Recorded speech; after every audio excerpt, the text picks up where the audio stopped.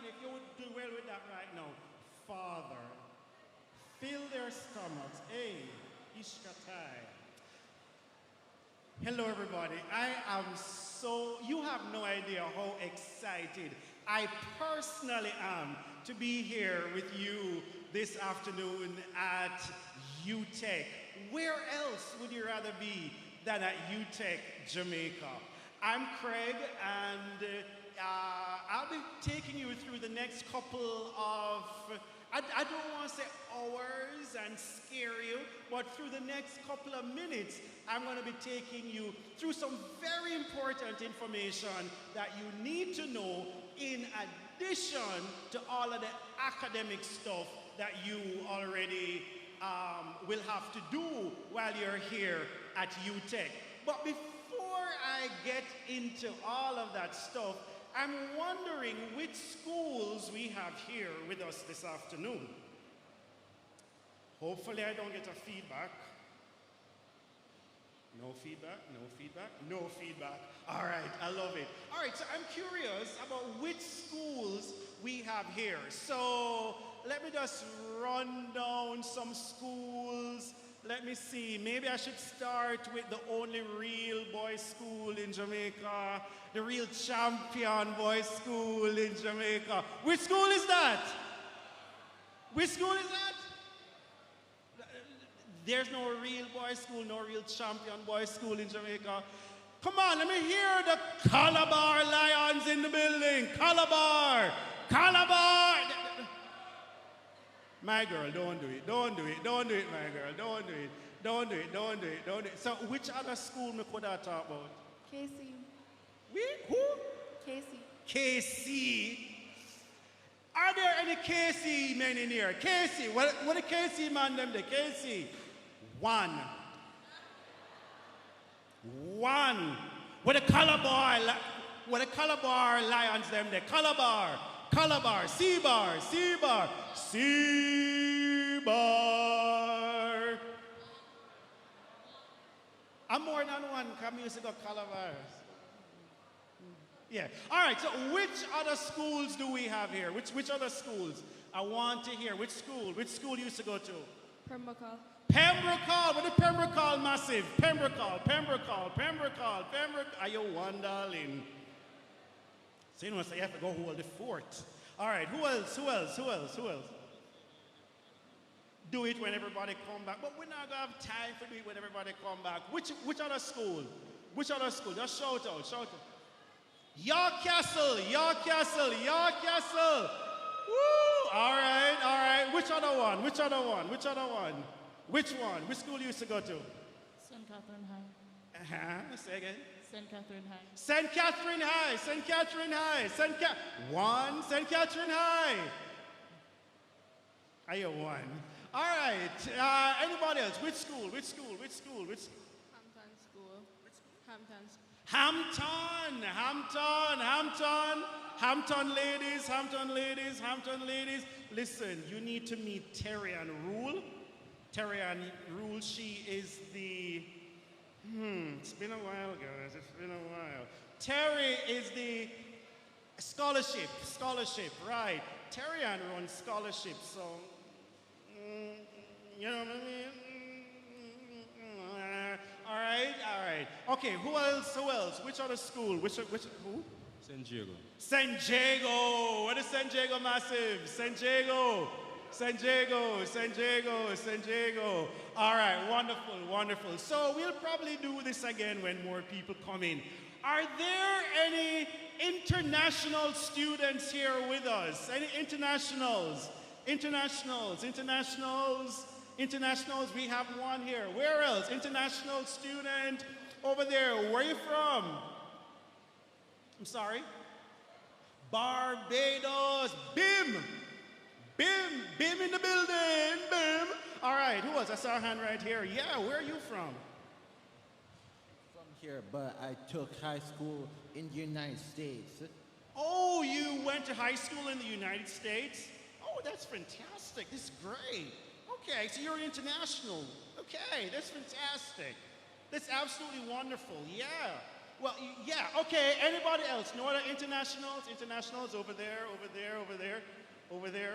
I'm coming. Professor Hamilton, Hilton, stand by, stand by. International? Oh, yeah. Where from? St. Lucia. St. Lucia. That's, now if I'm not mistaken, St. Lucia is the Isle of Spice? Oh, crap. That's Grenada. I knew that. No, really, I knew that. I was just seeing if you were paying attention. I knew that. Duh, everybody knows that. Okay, what is St. Lucia? The what? Helen of the West. The Isle of the West? Ellen of the West. Okay, all right. And how is Ellen doing? When last have you met Ellen? Is she good? Okay, and what is BIM known for? What's Barbados known for? Gem of the Caribbean Sea. The gem of the Caribbean Sea. Hey, then if BIM are the gem, what are we? Oh my God. Only years a while ago, she said, not the gem. My girl, my girl, my girl, my girl, my girl, my girl, my girl, my girl. Bill. I don't know how to tell you. Bill. All right. So, anyway, folks, so we're going to get the program going. We have some great prizes for you, by the way, in case you're wondering. I haven't seen the prizes yet, but a good source tells me that we have some great prizes for you this afternoon. Where are the parents? Do we have parents in the building? Parents, you're a parent, all right? I see another parent up there. I see, woo, gee, we have lots of parents in the building. And in just a few moments, I'm going to give you the unique opportunity to come up here and embarrass your young adult. All right, so stand by for that. All right, it's going to be great. It is going to be great. All right, so earlier today, we had the induction ceremony where you were officially made a UTech Knight. But you're probably wondering, what does that mean? What does it mean to be a UTech Knight? That's where Professor Hilton comes in. And so I'd love for you right now to give her a really big round of applause. She's going to be talking to you about what it means to be a UTech Knight. Professor Hilton, DJ, let me hear some music, man. No, hold on. Go back off, because, hello, look here. A Krega MC this year, you know, we're not a dibby fenke business. All right, so let's do this one more time. Let's hear it for Professor Hilton. DJ, make some noise. Yeah, that me I talk about. Yeah.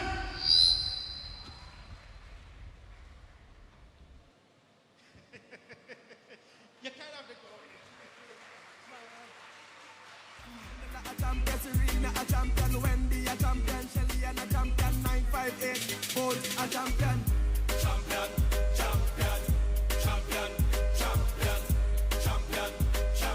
Everybody knows it, bravo, a champion.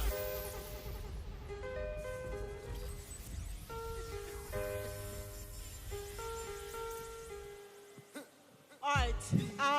Good afternoon, everyone. I think you've been sitting for too long, and when you were asked if you were hungry, I heard no, so I know everybody has the energy, so I'm going to ask everybody to stand for me.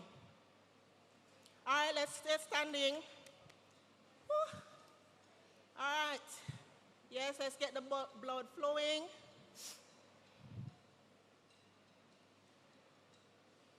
All right, wonderful. All right, Mr. Music Man, just give me that song again, please. And all you need to do when the music starts playing is just jump. I need movement. So, movement. All right, let me hear that music again.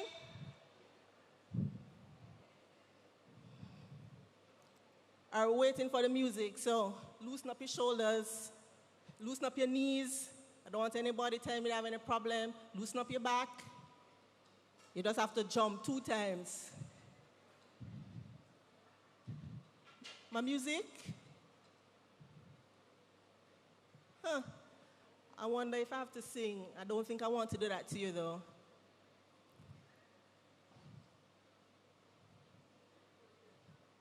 All right, so I'm hoping the music comes up shortly. So guess what I'll do? I'm going to start and maybe we have to dance at the end. All right, so for right now, just hands in the air. Oh, look at that. Yes, that's right.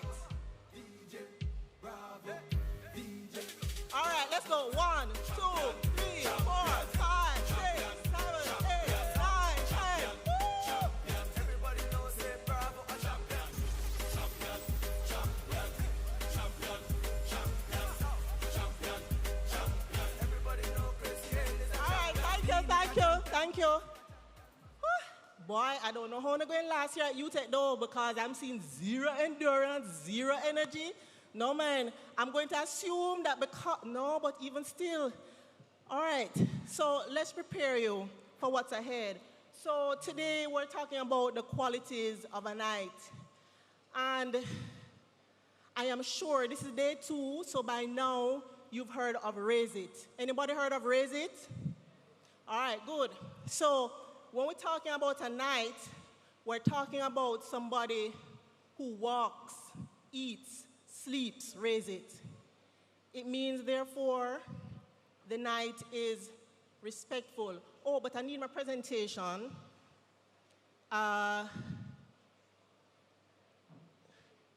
Because I'm going to have a question after the presentation, so I want you to see what's on the slide. All right, so good, we have raised it. So we're talking about eating, breathing, sleeping, these core values: respect, accountability, integrity, service, excellence, innovation, and teamwork. It means that, oh, 1 second, let me get my, all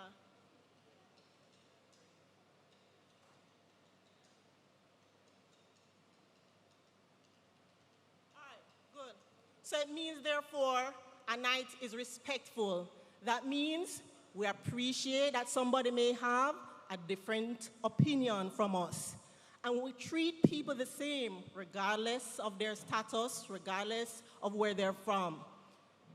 The other thing about the night, accountable. What does that mean? We own our mistakes. We own every single action that we take. The night is also going to always be doing what is right. Even when doing what is right may not be popular, even though nobody may be looking, you are always ensuring that the right thing is on your agenda. The night is always seeking to ensure their surrounding is better than they came and saw it. So you're going to be serving. Even though I know some of you are thinking that, yes, the night is a leader, it also means you are to serve those around you. You are to leave everywhere better than when you encountered it. The other thing about a night, the night absolutely refuses to accept anything less than the best. It means you turn up every single day, even when you don't feel like it, you feel tired, you are going to turn up and you're going to push yourself. The night also is always going to be asking the question, how can I do this better? How can I make this place better? You are always seeking to ensure that you are not leaving a space the same way in which you found it.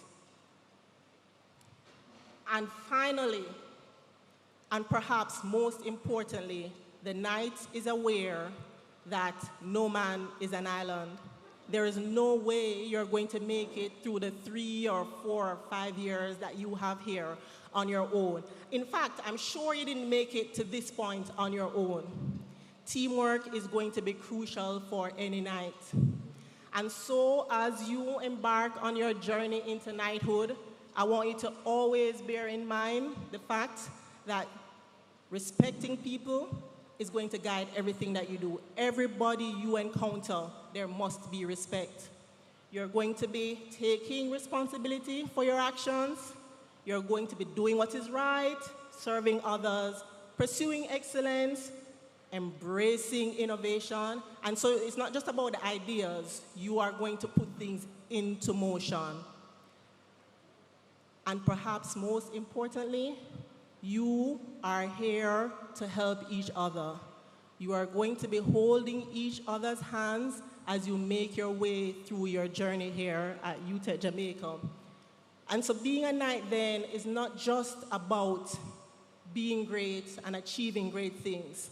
It's how you get there. And so your character is going to be the thing that speaks volume. And so welcome to UTech Jamaica. I'm certainly here at the Department of Sport. If you're contemplating being a UTech Knight, you can imagine we're only interested in the best, the person that's always pushing. It means, therefore, if you're interested in playing a sport, for example, feel free to visit the Department of Sport. The office is right there. You can leave your contact information, and then an arrangement will be made with the coaches for the coach to do an evaluation. Now, I want to introduce the rest of the team. And so, my name is Camila Hilton, as you heard earlier, and I'm the strategic lead in the Department of Sport. And so, anything sport that you can think about, I will be your go-to person. And I'm sure when you came, you saw a pool right there, you saw some courts, there's a front field, we have a squash court, the backfield, front field, there's a cricket pitch. And so anything related to the facilities, you'll need to see Mrs. Carola Russell, and her office is also upstairs. Anything related to competitive sport or recreational sport, then you need to see Mr. Jordan Green. And again, you'll find Mr. Green at the office at the top. We also have some wonderful ladies who support everything we do in the Department of Sport, and that's Miss Sanique Ennis and Miss Grace Marie Collymore. So at any point in time you're interested in, oh, all right, and here are the lovely individuals coming out. All right, so Mrs. Carola Russell, as I indicated, anything to do with the facilities, she is your go-to person, our sports facilities guru. Mr. Jordan Green, he's our sports coordinator. We have Miss Audrey Russell. She is the person who ensures that when you come in here, you can eat off the ground. We have Miss Collymore, as I said, who is one of our support personnel in the office. And so if at any point in time you need to unwind or you're thinking of engaging in competitive sport, these are the people that you're gonna be engaging. And so I just need to see who was paying attention. And so I have a $500 credit, and that will be the first person to raise their hand. And so I need somebody, so I'm gonna ask Mrs. Russell to just identify the first person that raises their hand, and that person will need to come here. All right, so that's $500 credit, whether it's digital or flow. And you are going to tell me 6 of the sports you saw on the slide, not including track and field. So you saw a lot of knights on the slide, so I want you to name 6 of those sports. I don't see any hands. Oh, this is serious? Oh, well, it looks like I'm going home with my $500 credit. Oh, okay. All right. So Mrs. Russell has indicated the young lady in the white. Come to the front.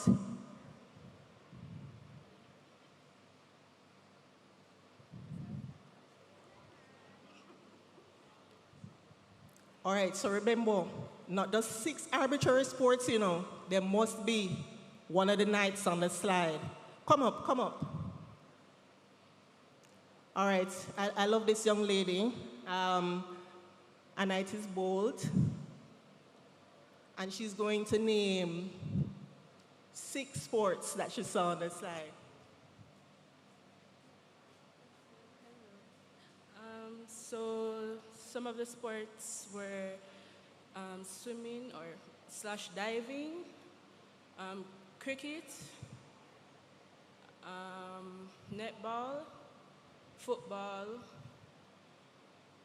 basketball, and golf, I think. Excellent. Well done. All right. All right. So afterwards, I will sort you out. But come, you need to tell us what faculty are you going into? Okay, I'm going to SOBA, the School of Business Administration. Okay. All right. Round of applause for a winner. All right, ladies and gentlemen, thank you very much. And we look forward to seeing you here in the department, engaging. And I want to encourage you as well to come out to the games. Come out to the football games, the basketball games, the netball games, you name it. We pretty much do it here at UTech. And so if you're interested in sport, just come and find us. The office is up here. Thank you. Have a good rest of the afternoon. Thank you. Thank you so much, Professor Hilton and all the other people. Crap. And all the other people out there. All right, so we're going to be moving on with our program. But before we move on with our program, I would love to meet the parents who are in our audience this afternoon. So I'd like to invite a couple parents to come on up to the front. I have a prize for you. I have prizes, all right? So come on, parents, can I get a couple of the prizes? Because them think a joke me I make when me tell them to me I have a whole heap of prize around here. This look like something a mother would have want. Like maybe this or this is motherly, okay. All right, so here is the prize. All right, and this is for a parent, okay? So whether you're a dad or a mom, come on up, come on. If you're sitting next to your parent and they don't want to come up here, just elbow them. Come on, let's go. We're the parents. Let's get you up here. I know this lady is one. Come on up, come. And here yes, come right next to me, come right next to me. Where's the other parent? Is this a parent? No, that's a student. Come now, mommy, come now, man. Go on up. This is a parent right here. In fact, I think the gentleman in the Jamaica shirt and the lady next to him are you a parent? Come on up.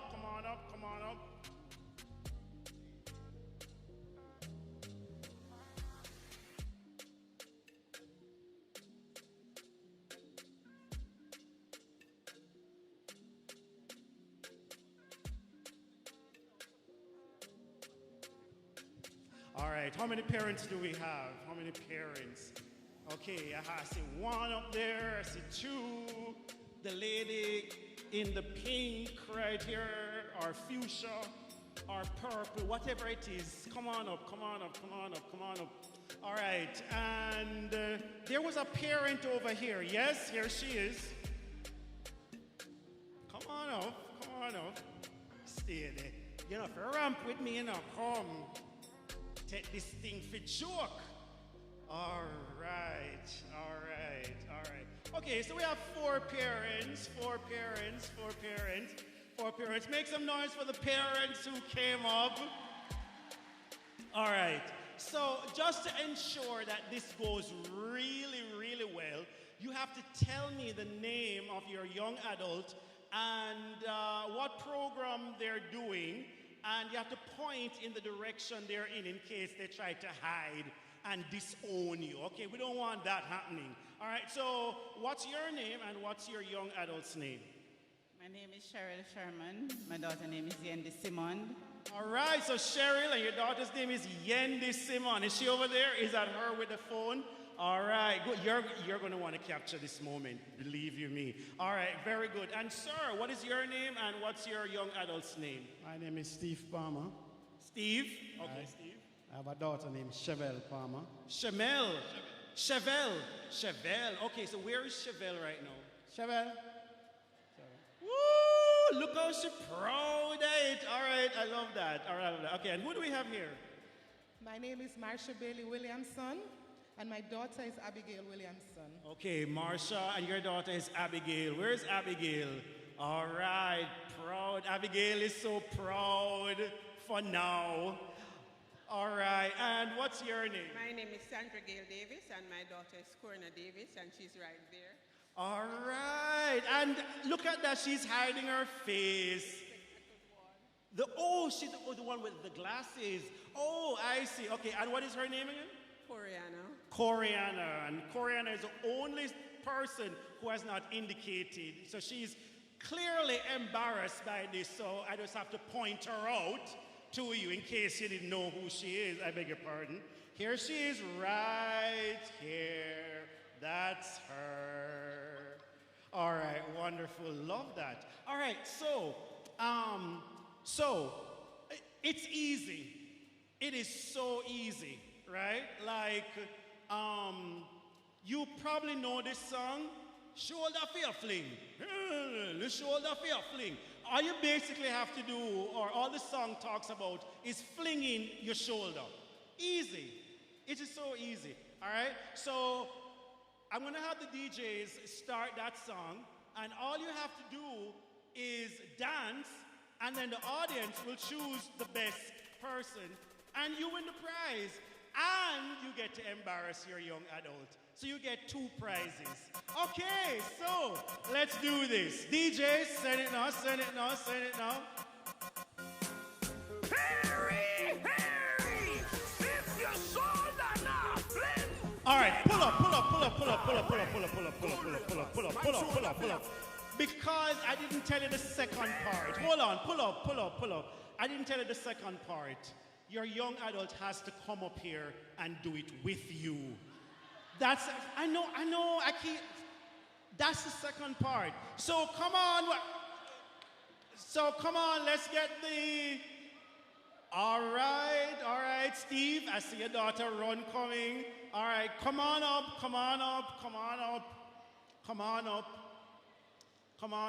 Think about the sacrifices your parents have to make. Come on up, man. Okay, wonderful. Okay, so I see 1, 2, 3. Who's the 4th? Abigail. Come on up, Abigail. Come on. This is going to be embarrassingly fun. All right. So you have to stand in front of your parent and do it. And then they will do what you do. All right, but they win the prize, okay? They win the prize. All right, so Mr. DJ, send it, we're ready for you. Harry, if your shoulder now flint, get on the ring. Cool ravers, man shoulder for your fling. Yeah, that's bad too. Girl, your shoulder for your fling. Cool ravers, a far away. Ding, ding, ding, dong, the new dancing king. Man, your shoulder for your fling. Girl, your shoulder for your fling. Watch your words to a speak and attack with your bad man. All right, hold on. Now go beside them because we can't see them. Go beside them. Go beside. Okay, good. So use your peripheral vision, all right? Okay, ready? Send it again. Harry, if your shoulder now flint, get on the ring. Cool ravers, man shoulder for your fling. Yeah, that's bad too. Girl, your shoulder for your fling. Cool ravers, a far away. Ding, ding, ding, dong, the new dancing king. Man, your shoulder for your fling. Girl, your shoulder for your fling. Watch your words to a speak and attack with your bad man. Man shoulder for your fling. In a me chain, bling, bling. Bad mind is a All right, pull up. All right, do we have a winner, folks? Do we have a winner? Okay, sounds like you're saying we have a winner. Okay, is it this parent? No? Okay. Is it this parent? Is it this parent? Is it? Should I even bother? Is it this parent? I think we have a winner!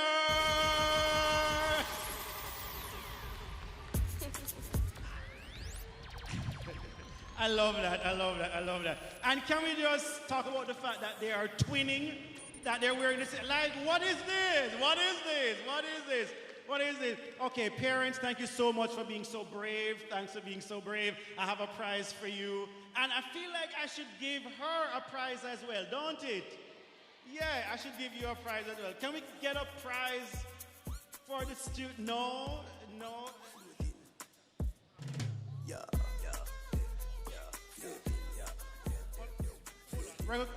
We're going to do it officially. Just hold on. I'm just trying to get the prize.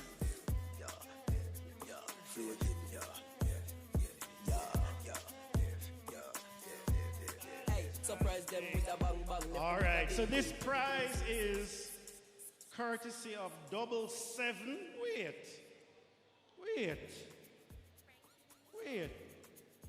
I feel I should switch this round. No. So here you go. Congratulations. I guess I'll stand in the middle so we can get the photo going. Okay, turn it this way.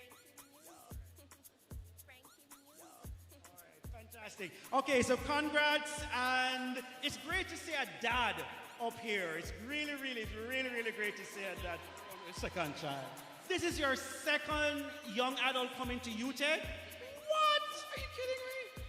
You have a brother who came here? Oh, that's fantastic. I love that. Congrats. Clap them one more time. Yeah. Wow, that's great. That's really great. All right, so remember earlier I was saying, okay, let's bring on the music. So remember earlier I was saying to you that coming to UTech is about getting your degree in 4 years.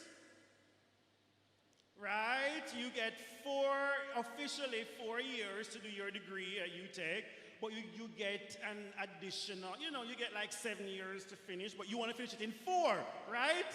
Right? You want to finish it in 4. But coming to UTech, you need some support.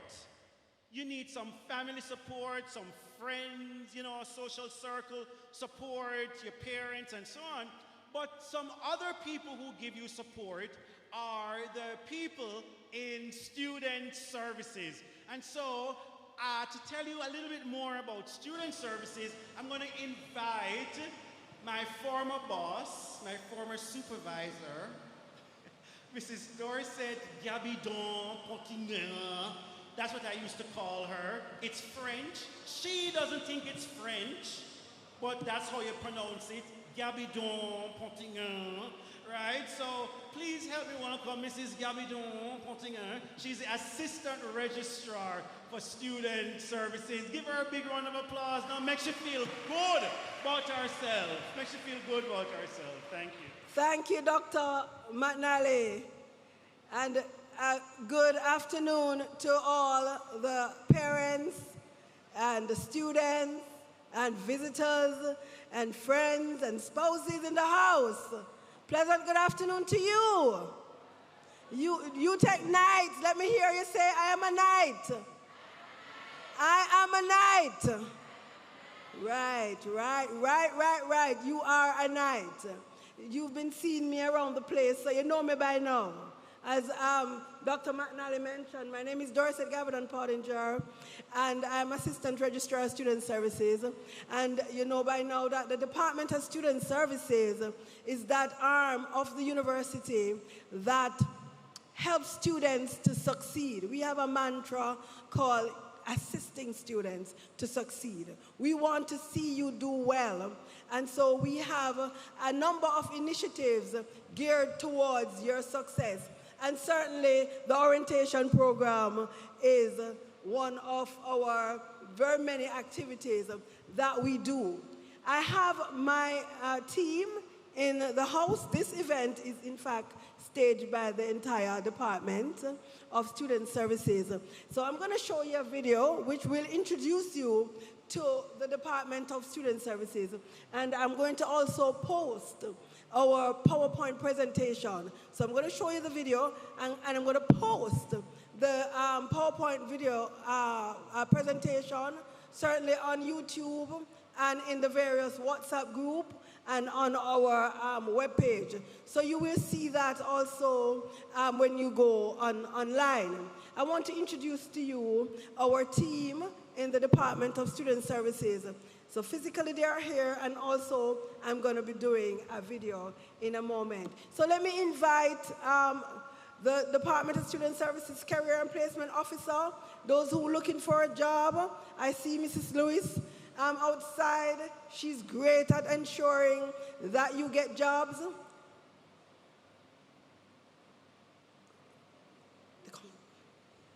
Okay, I just want them to be in physically. I want them to be here physically. Our counselors, can I have you front of stage? Our counselors, front of stage. Our, who else is here? Disabilities, our disabilities. Personnel, Mrs. Johnson, front of stage. And in fact, I see Post-it coming, because Post-it also has... Do you want to give it after? Okay, so our counselors are here, and you met Miss Murray yesterday, and Mr. Allen, and so you're meeting the whole team.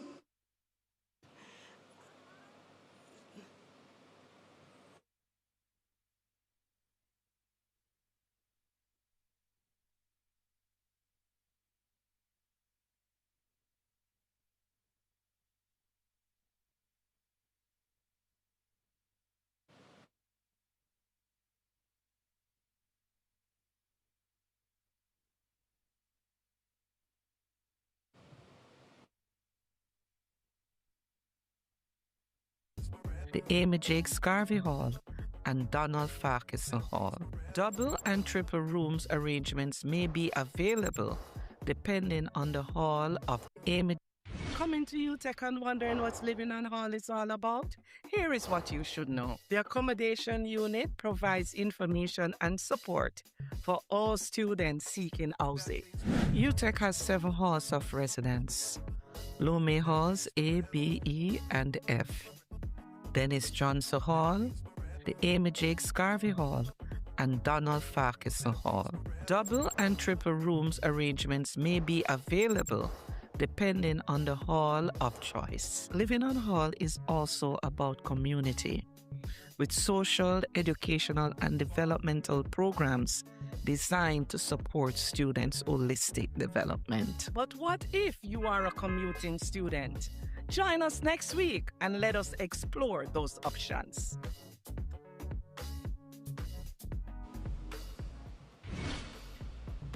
Last week, we explored living on campus.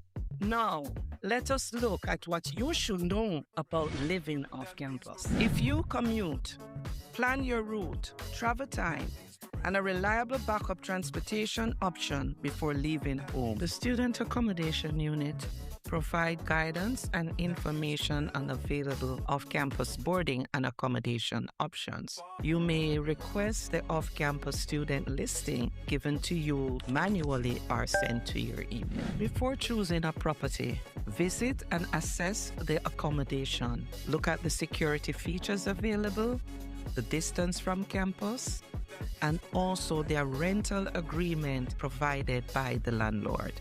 Also, consider grocery stores, food places, laundry services, pharmacies, and reliable transportation.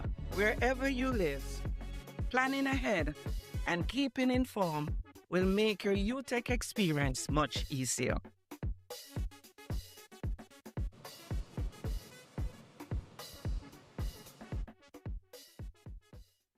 Studying in a foreign country can be difficult. The International Students Office is here to ensure that your journey is as seamless as possible. The International Students Office I also save assists students with application because process there are and also dreams to all achieve. supporting A lifetime of happiness begins with looking forward. I save with VM Building Society. For everything you're looking forward to, open an iSave account today.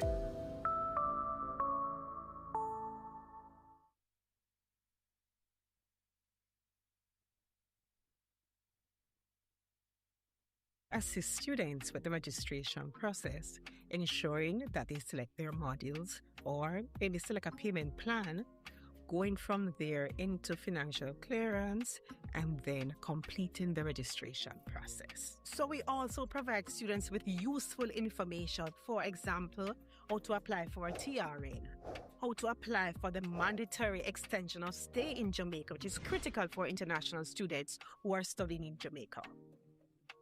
Tune in next week as we go into accommodation, sponsorship, and immigration.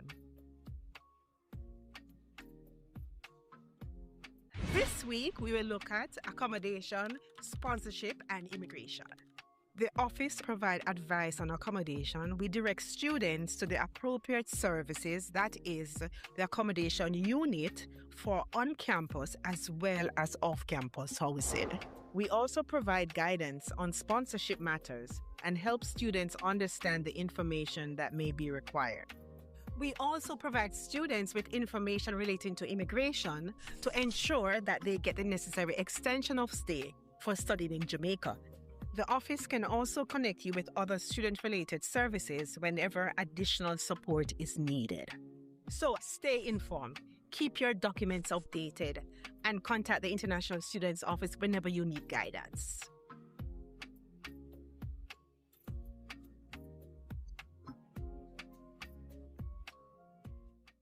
Did you know that students are covered under the UTech Student Health Plan? The Student Health Insurance Plan covers basic insurance, supplemental insurance for hospitalization, personal accident, and group life. New and transfer students may collect their health insurance card at their faculty or college office, which will last for the tenure of their studies. For health insurance issues, students may visit the Office of Insurance and Special Needs at the Student Services Building.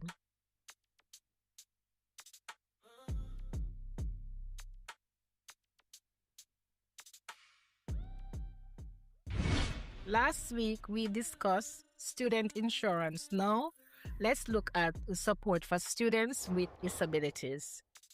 The office supports students with physical, medical, or psychological challenges by promoting access to university programs and services, which allows us to remove barriers for all students.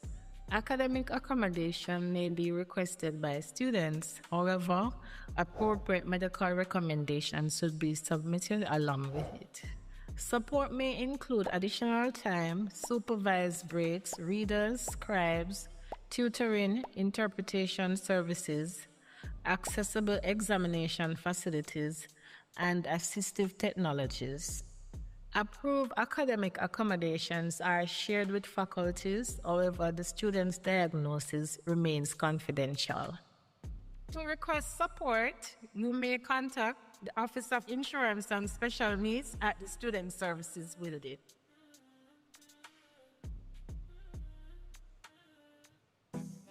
Hey, UTech Nights, real talk, university life is sweet. But sometimes it's just giving too much stress, too much anxiety, just too much. Assignments piling up, anxiety, homesick, family or money pressures, low-key feeling overwhelmed. That's why the counseling unit is here. I am the senior counselor here at the counseling unit. And think of us counselors as your safe spaces. No judgment, confidential and supportive, just a place to talk, unpack it and feel better. Checking in with yourself, that's self-care, that's strength. So when should you stop by?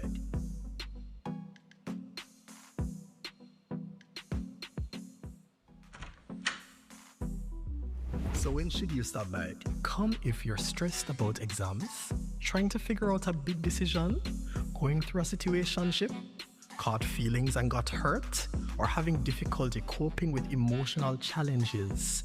Come if you want someone to listen. We can unpack it together.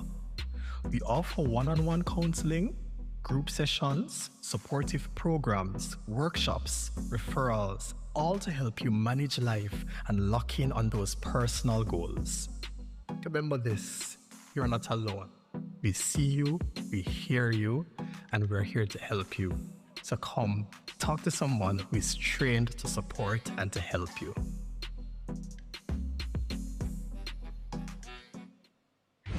Thinking about your career after university? Or maybe you're looking for a job, internship, or you just need some help to prepare for the world of work. The Career and Placement Unit is here to help you. We help students and graduates prepare for employment and entrepreneurship through career counseling, career advisement, resume and cover letter support, mock interviews, mentorship program, and employment empowerment sessions. Year 1 to Year 4 students, don't forget to register on College Central to stay in touch with all the various job opportunities and get direct access to resume help and podcasts to help you in your career development. You can also connect with potential employers through our annual job fair or virtual fairs on College Central or WhatsApp community groups to gain access to full-time, part-time, seasonal jobs, internships, voluntary work, and other employment opportunities. And the support doesn't end here when you graduate. Our placement services are available to UTech alumni, helping you to navigate your journey even after you've left UTech. Your career journey starts at orientation and continues all the way up to graduation. So connect with the Career and Placement Unit, get registered on College Central, and take the next step to becoming career ready.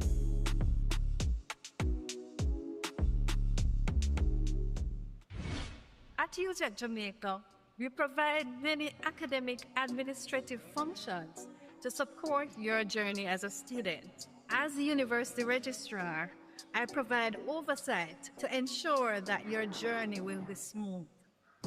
My responsibilities span the student life cycle, from admissions and enrollment through to graduation and beyond, to the delivery of essential student services and other areas that support the university's academic and administrative operations. Beyond these services are processes that help ensure that students are properly admitted and enrolled. Their academic records are accurately maintained, examinations are effectively coordinated, academic activities are scheduled, and students can access the support they need throughout their time at the university. My role as Vice President and University Registrar is to ensure that effective systems and processes and governance arrangements are in place to support you throughout the student's life cycle. From your first interaction with our university to the successful completion of your course of study, our goal is to provide all the support systems to ensure you are successful at every leg of the journey.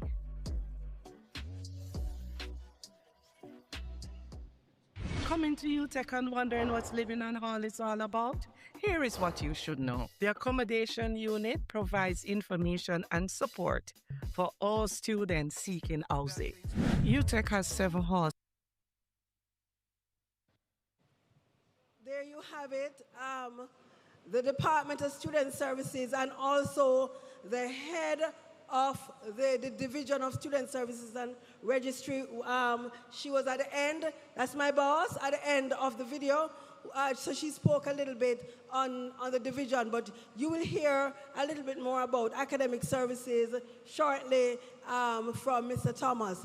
So yesterday, some of you went on to Career Central, right?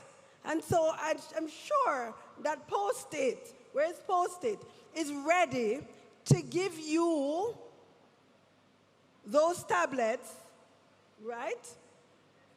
To give you those tablets. So if you had completed that little thing, uploaded your resume, then you're in for Mr. Post-it. Look at it. Say hi, Mr. Post-it. Hi, Mr. Post-it. Now, one thing you need to know about the Career and Placement Unit, They work with the industries, companies. You're seeing a lot of people here who are actually, some of them are UTech graduates because they got employed through Career Central from the Career and Placement Unit, and then they come back to hire new people, all right? So Mrs. Lewis, please, you know who are the persons who won?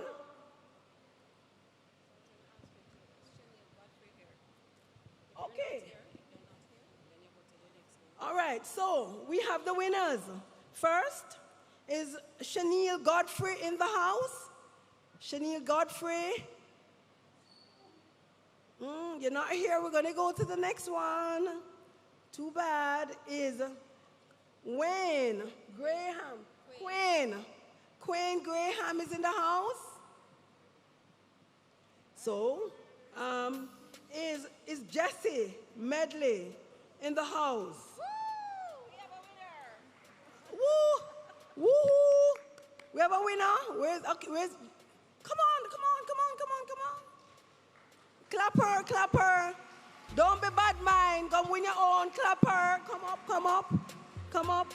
Mr. Post-it is here. So we found Jessie. Congratulations, Jessie. What side do you want to have her? This side? This side, okay. Is Jada Smith here? So we could have you both.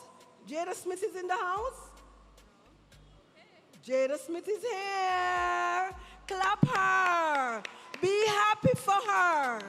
Clap her. Come on, Jada. Sign up to College Central. You never know. If you haven't done that yet, go on the Career and Placement page and sign up through UTech website. Look for Career and Placement. Load up that resume on Career Central.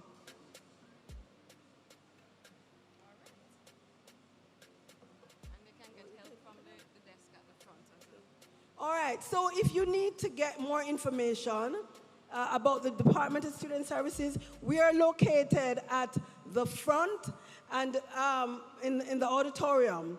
We are also located beside the medical center. Do you know the medical center? A lot of you been doing your medical? Shoot up your hand. You know the medical center, right? So we are next door. We are next door. You just come next door and you come into the building and there's accommodation. If you're trying to find somewhere, as she told you early on, you can get some information from a landlord. Special needs, I just saw Mrs. Johnson on video and she's here. If you have a special need, please register now. We may ensure that you indicate that and come over to meet Mrs. Johnson. She's also in the Student Services building. Where is Mr. DJ?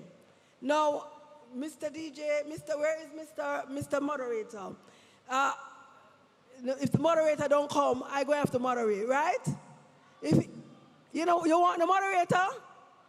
You want the moderator? No, you don't sound like you want him. Don't. You have to say, I want Craig. No, they don't want the moderator. All right, so we have another giveaway.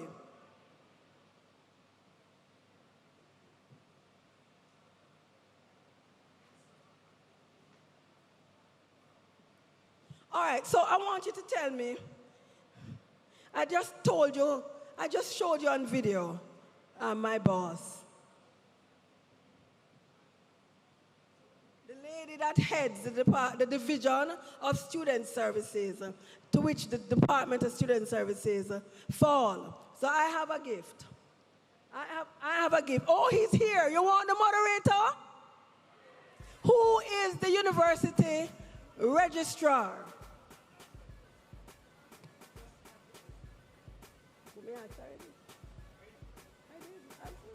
Okay, so they're overthrowing me, right? Are you happy that I'm going?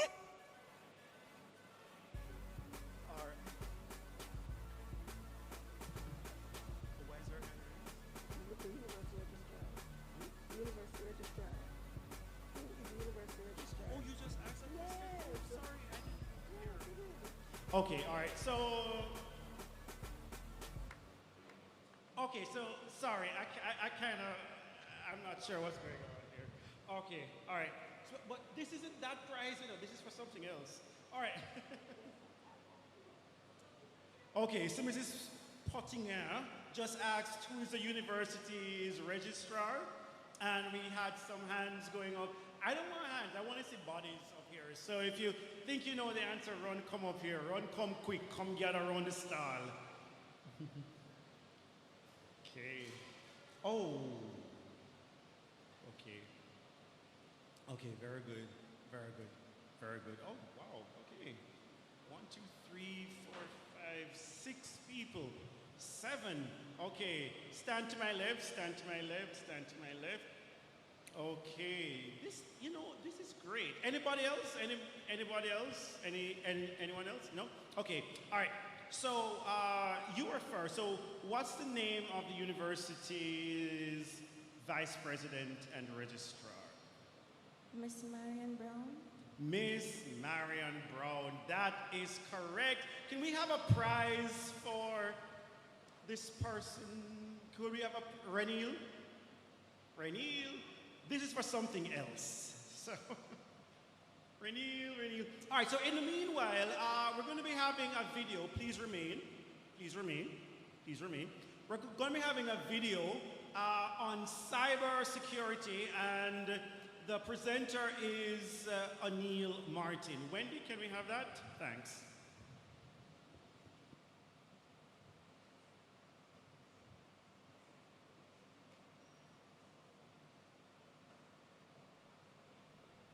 Good day, everyone. I am O'Neill Martin from UTech cybersecurity team, and I've got 3 minutes to give you the essentials that will keep you and your data safe this year. Let's dive right in. Your UTech login is the key to your grades, your email, your financial information, basically everything. Use a strong, unique password for your student account. Don't reuse it anywhere else.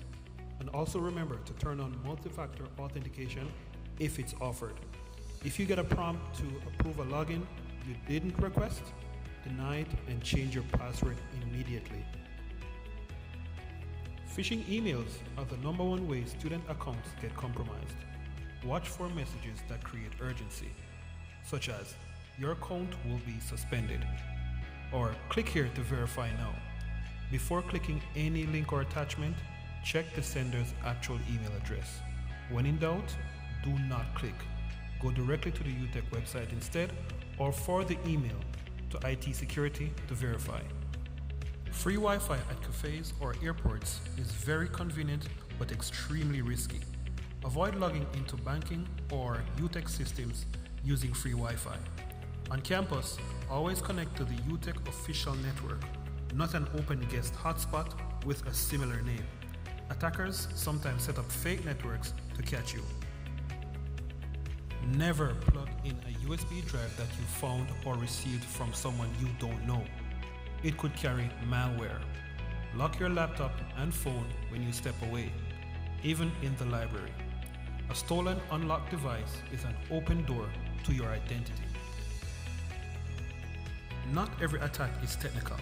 Some are just a convincing phone call or a friendly stranger asking to borrow your login for a class project. No legitimate UTech staff member will ever ask for your password. If something feels off, trust that instinct. If you ever suspect a phishing email, a scam, or a compromised account, report it right away to UTech IT security.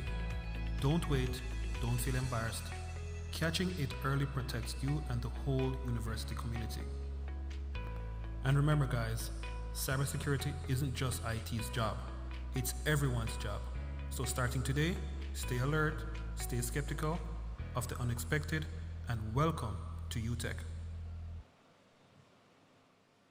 Yeah, welcome to UTech. That was really informative. So keep your eyes open, folks, keep your eyes peeled, and ensure that you communicate with your lecturers in the appropriate way and that you're using up your UTech email, all right? I would just add that little piece there.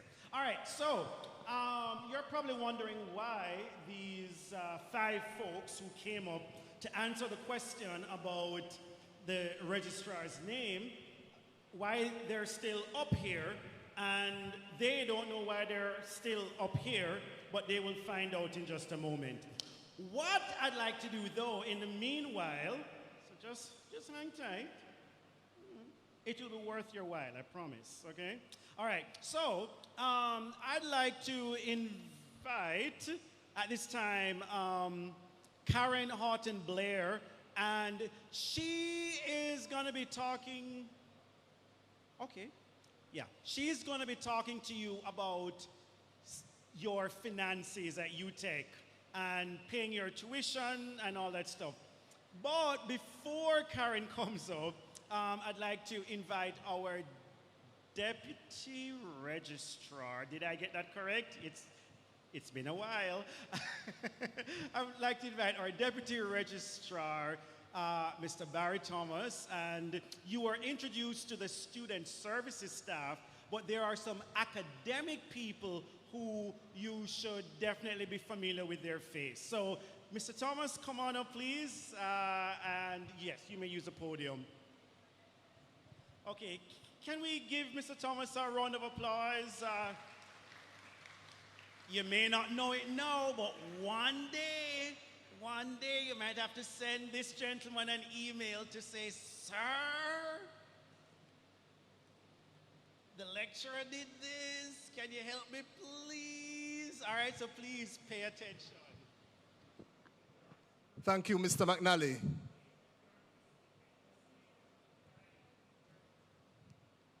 Okay, good afternoon, everyone.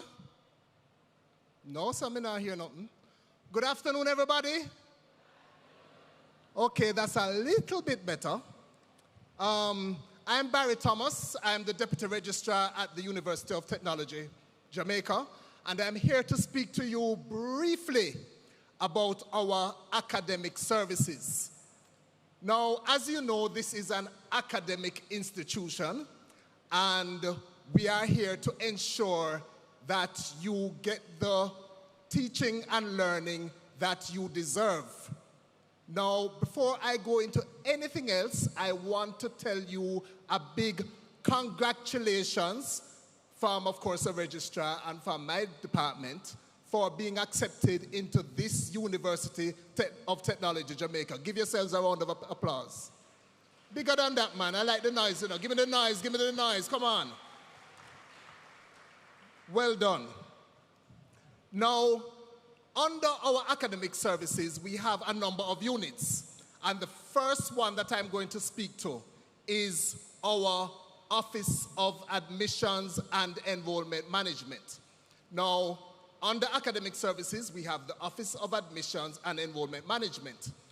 You by now would, of course, have interacted with the Office of Admissions and Enrollment Management because that is the office that would have sent you your acceptance letter, right? So you would have received a letter signed by the Assistant Registrar, Admissions and Enrollment. Anybody knows the name of the Assistant Registrar, Admissions and Enrollment? It's at the bottom of your acceptance letter. Go ahead. Yes, Mr. Clayton Moore. Mr. Clayton Moore is the Assistant Registrar in charge of Admissions and Enrollment Management. And he is the one that would have sent you your acceptance letter, having processed all of your applications and determined that you are the one who we are going to accept for the course of study that you have been accepted into, right? So they handle admissions, and that office handles enrollment. I'm not going to go into the details of enrollment because my colleague from the Office of Admissions and Enrollment Management, Amoy Gokul Hibbert, who is the enrollment officer, will be speaking about the enrollment side of the Office of Admissions and Enrollment Management. So Mr. Moore is the Assistant Registrar in charge of Admissions and Enrollment. Ms. Gokul Hibbert is the enrollment officer, and she will be dealing specifically, along with her team, with the related enrollment issues. And then we have the admission supervisor. The admission supervisor would be the person who would coordinate your acceptance into the university directly. And her name is Miss Stephanie Morris. She's the admission supervisor. And by now, everybody would know where the Office of Admissions and Enrollment Management is located. It's located in that direction, behind the credit union, and there's a tent there, etc. And they are the ones who are handling specific issues as it relates to admissions and enrollment. Now, in addition to that, they will deal with things like transfer of credits as they liaise with the faculty. They will deal with things like adding and dropping of modules, anything to do with your acceptance and your modules, which is what you'd probably call courses or subjects that you would take in your high school environment. They would deal with that. Now, I just want to pause and say that the transition from secondary school to tertiary education, or specifically university education, is completely different. You have to understand that you are in a completely different environment, right? Help me now. How many of you are just leaving high school? Okay.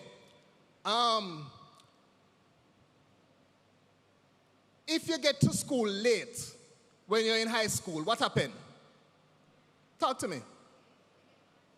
You get what? You get marked late. And if you're late consecutive days, what happened? You get penalized. What kind of penalizing goes on then? Like what? Detention? Detention, demerit? Okay. I'm going to ask the Assistant Registrar Student Services a question or two.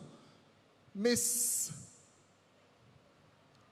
Gabidan Pottinger, we give demerits here at UTech? No demerits? No detention? None of that?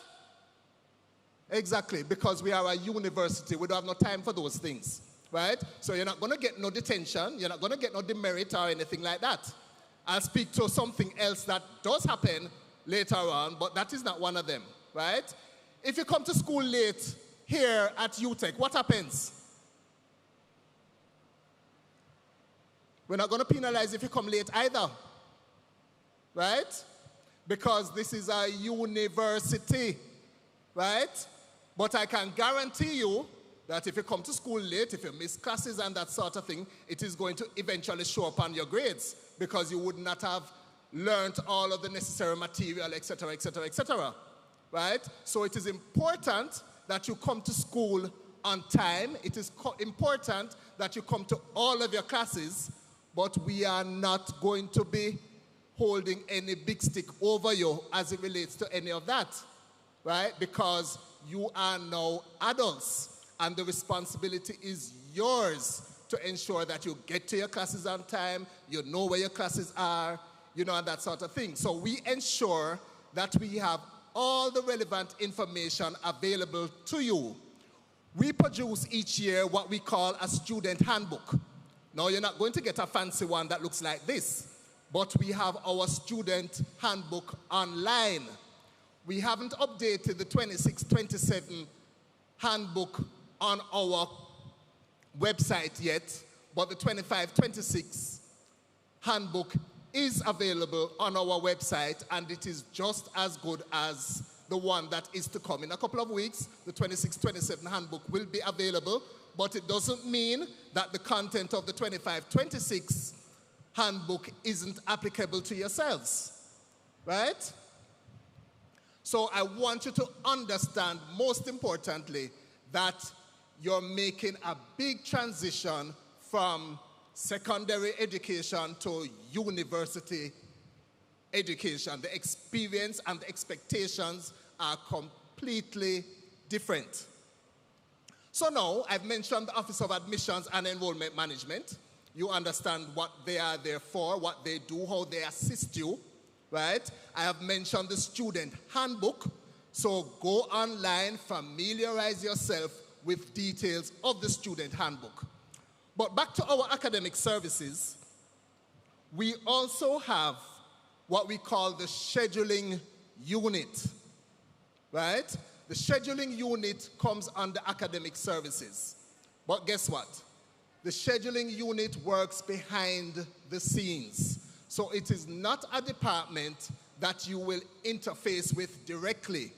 The scheduling unit liaises with the Office of Admissions and Enrollment Management. They liaise with faculty, but they don't liaise directly with students. But what their job is behind the scenes is to ensure that the modules that you will be doing are available, the classes and their locations are available so that when you turn up for your class, there is enough space for all of you to be able to attend your classes, right? They ensure that all of your classes are scheduled, there aren't any clashes, there aren't any challenges, and that all of the students can get into their classes and be able to be in a reasonable teaching and learning environment. That office, as I said, is headed by Miss Rosalind Binns, but it's not an office that you interface with. But I have to mention it because it is a very, very, very important office in the University of Technology. Now, we have our University Examination Center. Now, you can guess what that examination center does. That examination center coordinates your examinations. Now, you will find that your classes will begin next week, Monday, and then you're going to have 13 teaching weeks before you have 2 weeks of final examinations. It doesn't mean that you won't have any examinations during the course of those 13 weeks, because they can have midterm examinations, other tests that may take place during the course of the module that you're being taught. But ultimately, final exams are held after 13 weeks of teaching and learning, and those exams will take place over a 2-week period. And the University Examination Center will be in charge of putting out that examination schedule as well. Now, I just want to pause and mention that we have a number of regulations, but there are 3 important regulations that I just want to touch on.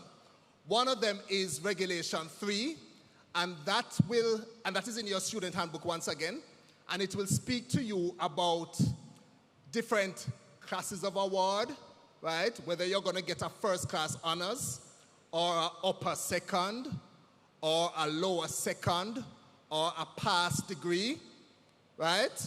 Let me see the hands of those of you who are going to get an upper second. Nobody now getting an upper second. Let me see the hands of those of you who are going to get a pass degree. Nobody? Okay, let me see the hands of those of you who are going to get first class honors. Yeah, man, everybody, give yourself a round of applause. That is what you need to be working towards, right? First class honors. That's a GPA of pretty much 4.0, right? To get a first class honors. And it is achievable. It is attainable. You need to put down your head, work hard, and you will be able to achieve excellent results, right? So we're looking for all of those first class honors, right? Now, details of that are in Regulation 3, and that is in our student handbook, which is online. Then there's Regulation 4 that speaks to examinations. And there is also Regulation 5. Now, let me tell you a little bit about Regulation 5.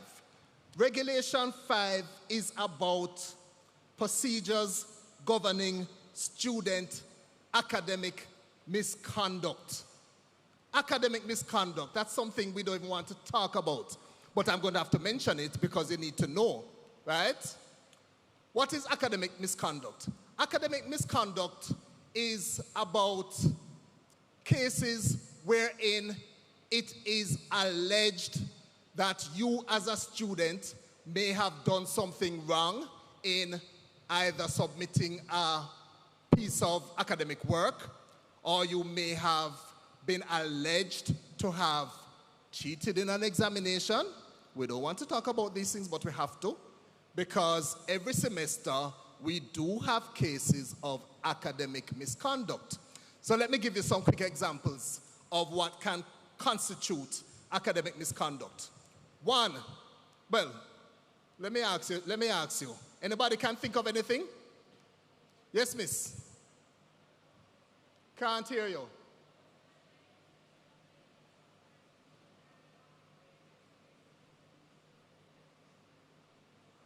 I didn't hear that one quite well at all. Mrs. Pottinger, you want to tell me what she said?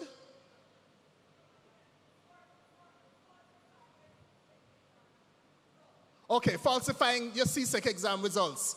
Well, that is another piece of academic misconduct, because if you were to falsify your exam results, yes, we would accept you into the university, but we would soon enough find out, and any day we find out, you know what's going to happen? You're gone, right? So if it is determined subsequently, even though you have an acceptance letter, that you falsified your information, and we find out, we will find out, then what will happen is that you will be withdrawn from the university involuntarily, right? But in terms of the actual, now, assuming that you're now here, which you are, and you have pieces of work that you're submitting, then one of the key issues that we have would be one of plagiarism. Anybody knows what plagiarism is? Yes, miss, at the front. Right, submitting work that is not yours, but claiming that it is.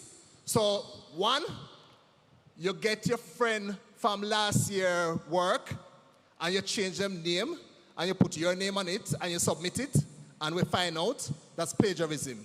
Or taking chunks of material from the internet or from a book from the library and writing it out as if it is yours, that's plagiarism, right? Taking other person's work and claiming it as your own, that's plagiarism.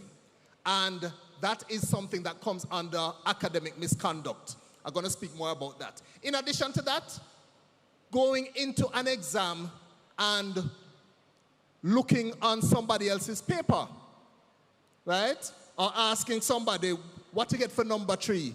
And them say C. What you get for number 4? B. Right? That is cheating, right?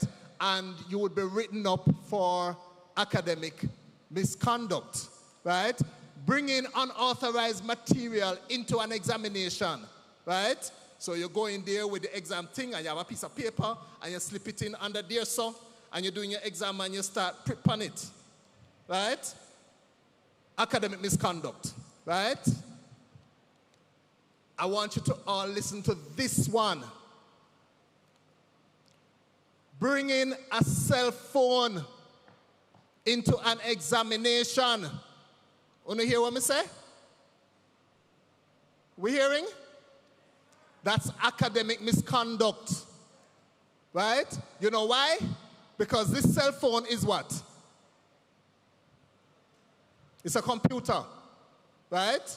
So you and I know that I can go onto this at any point in time and I can get all kinds of information off it. So if we find you with a cell phone in an examination, you're going to be written up for academic misconduct. Everybody heard what I say? This one is important because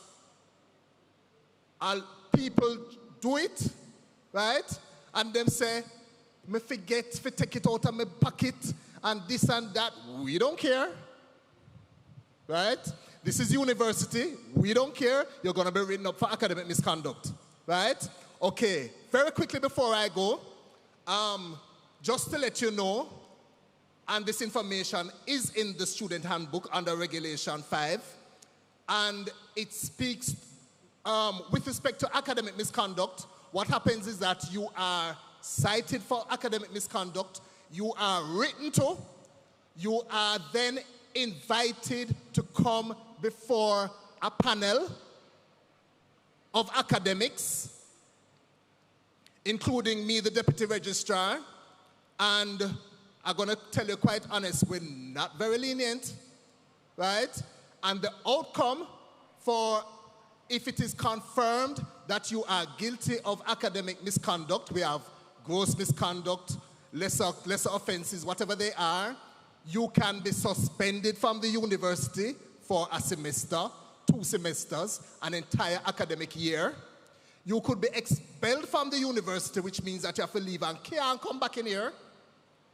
Right? So I want us to understand all of that. Right? So will anybody in here be charged with academic misconduct? Me not hear that loud, you know, that sound thinky. That sound like we're not sure. Anybody going to be charged with academic misconduct? Okay, wonderful. The last thing that I'm going to speak to before I go, because my time is up and I'm sure you want to listen to people who are far more interesting than I am. Our academic services also covers our student records office. The student records office is where you would now go, having got all of your wonderful grades, your A's and your B's and your A pluses and your B pluses. That is where you would go to apply for what you call a transcript or any other academic records. And most importantly, when you complete your course of study, for some of you, you'll finish in 3 years. For others, you'll finish in 4 years. Maybe one of you may take a bit longer for good reasons. But our student records office will be also in charge of giving you your certification, meaning your degree, award, or diploma, whatever you're doing, or certificate. And your degree will have first-class honors on it. Ladies and gentlemen, I hope that this information has been useful for you. Remember, there's a student handbook online. Don't worry that you see 25, 26. The information in there is valuable, just the same. 26, 27 edition will be out soon. You can also use that one when that comes out. I just want to thank you for your time. I hope this information has been good for you. Once again, welcome to the University of Technology, Jamaica. May God bless you. Thank you. Thank you so much. Come on, let's hear it one more time from Mr. Thomas. One more time. All right. Fantastic. So, we don't want anybody going to AMIP. We don't want anybody being accused of plagiarism or cheating or any of that kind of thing, right? Academic integrity, we say.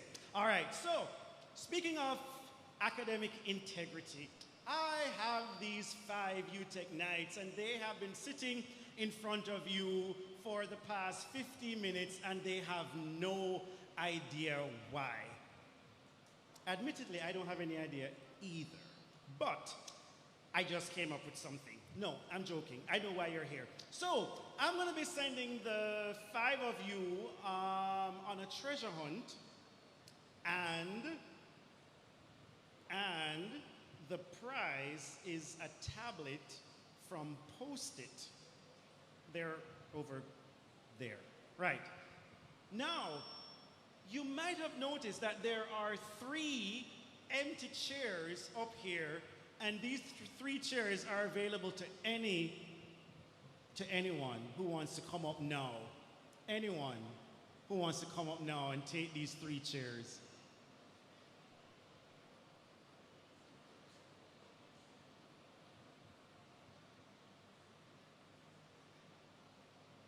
And if more than 3 comes, come.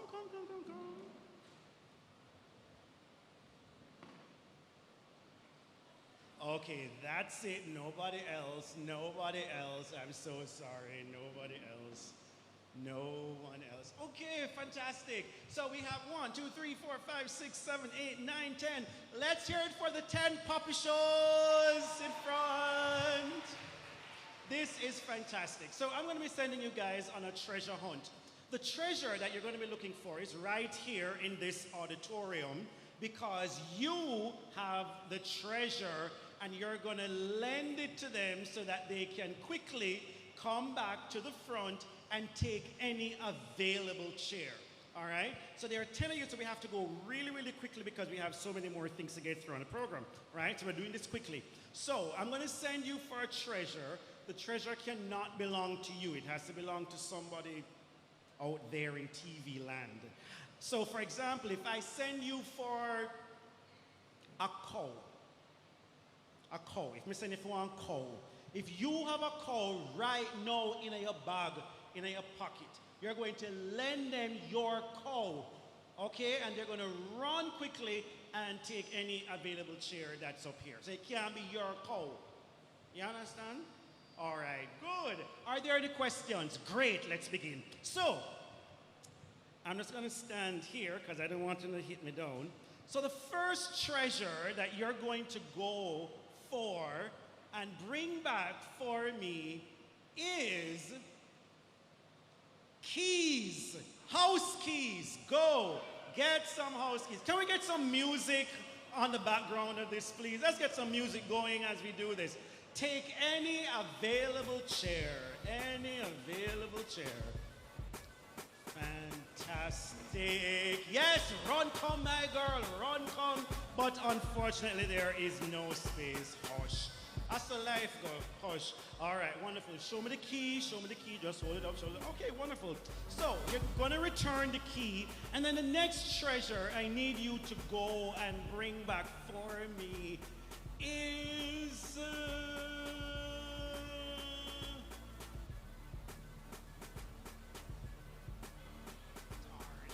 Okay, the next treasure, you're going to go and I want you to bring back a handbag.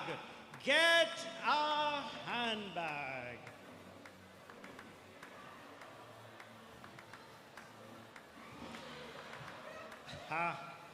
Oh no, I'm so sorry. Clap him. Oh, sure, sorry, go. Okay, all right. Okay.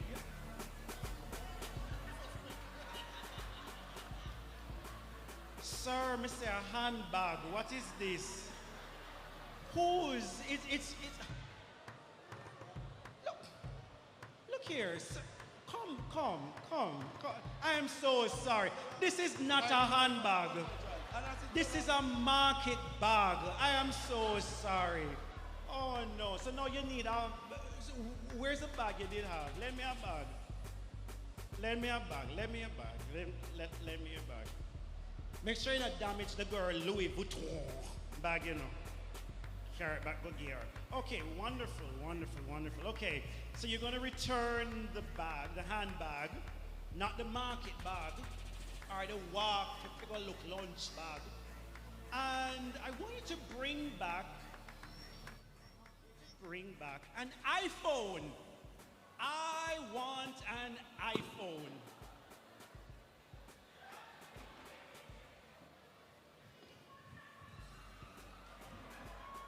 Uh-oh, hush. All right. Wait, come back. Why you still have the lady handbag?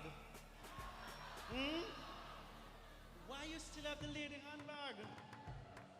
You know what we do with thief? I am so sorry. You have to follow the instructions. Oh boy. Hoshia. All right. Okay, so you're going to return the phone. Hoshia. And then the next treasure I need you to bring back for me is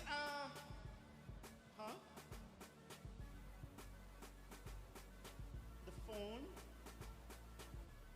Sorry,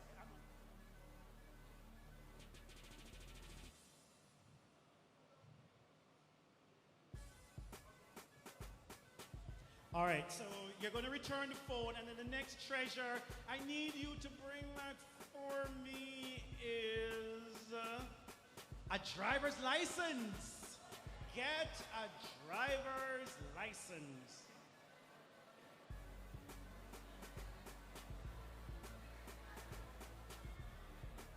These college students don't have driver's license? Are you kidding me? Uh-oh. Come on, give him a clap.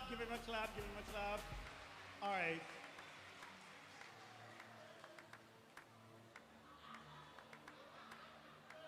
What the license there that I want to see? Yeah, take out voters. How what that? Learners. No, my girl. No. Come back. Where is Frenny? Where Frenny there? Come, Frenny. Come.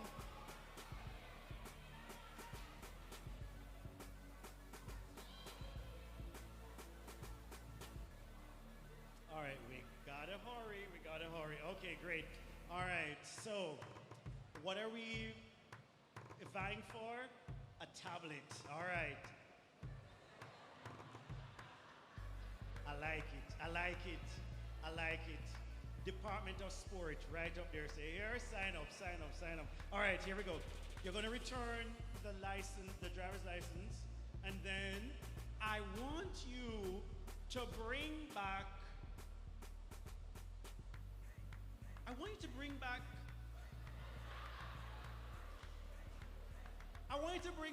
a shoe. Bring back a shoe.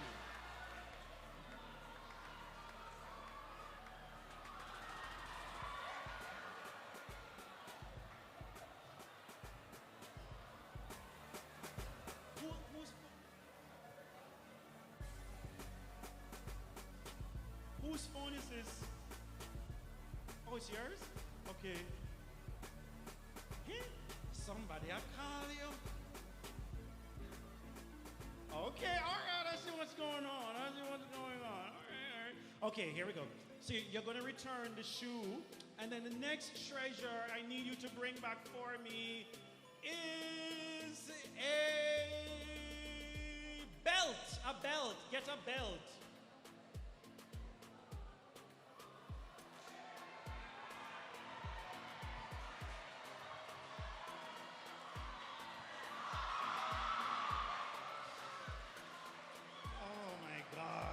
This is crazy. Listen, I hope Professor Hilton is paying attention, because there is some talent. Yeah? Yeah. Make sure you go upstairs. Listen, the talent up here is tremendous. All right, 4 more to go. So remember I told you that there's a prize at the end of this. It's not just the tablet. And it's not that bag. Like, there's another prize, all right? So come on, guys. Oh, jeez. All right, so you're going to return the belt. And the next treasure I need you to bring back for me is somebody wearing green. Somebody wearing green.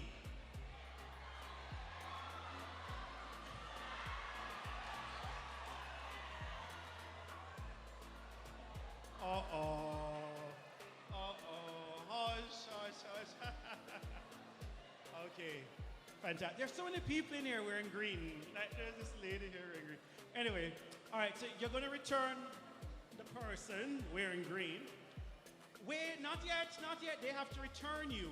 And then the next treasure I want you to bring back for me is,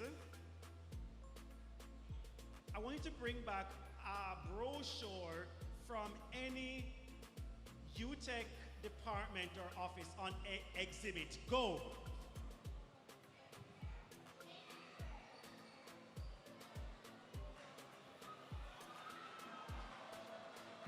Woo!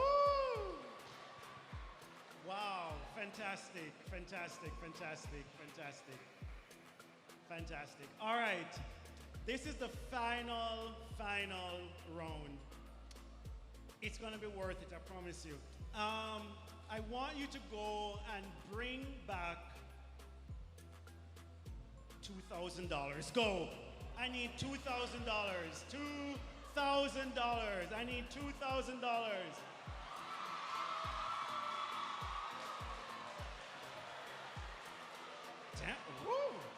That's a lot of money. Okay. All right. So we have a winner. Your name is? Dominique. Huh? Dominique. Let's hear it for Dominique.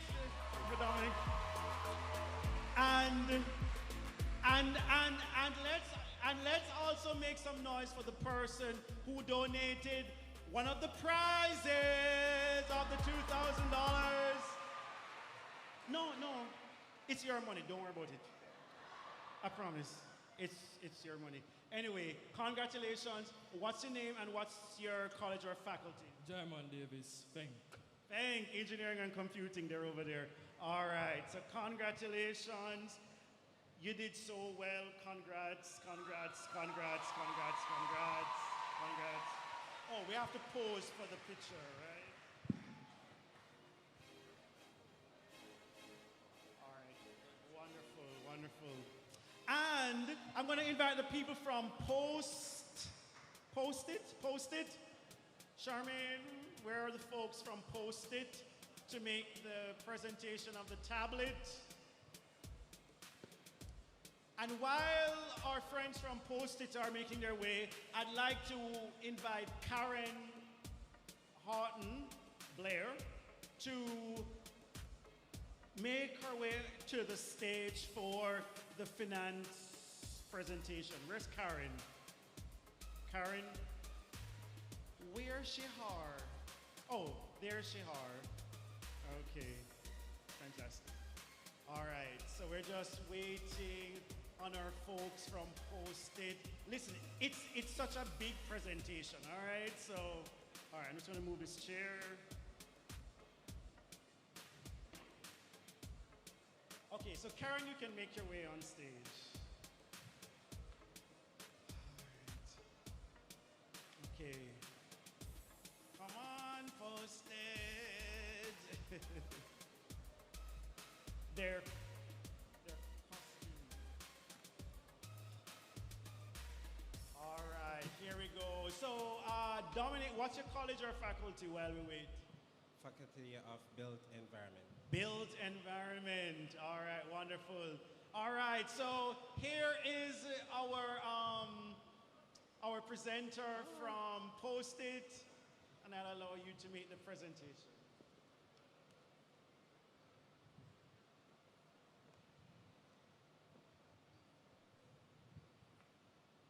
Fantastic. Congratulations, Dominic. Ooh, you got other stuff. That's great. All right, all the best. I'm sorry?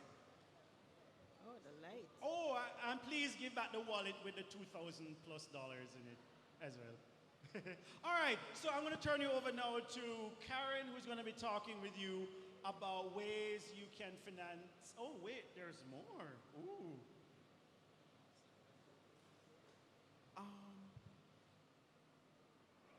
Who was second place? Second place and third place was my friend with the black jeans. Yes, come on over here. Yes.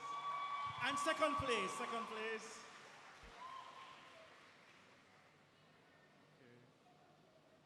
Okay, so this is third place, and this was second place.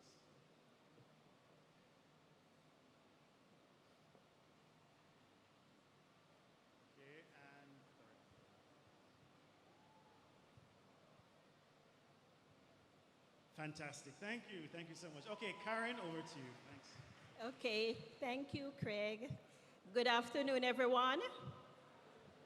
Okay, so life is a blend. So you were being entertained, collecting prizes, having fun.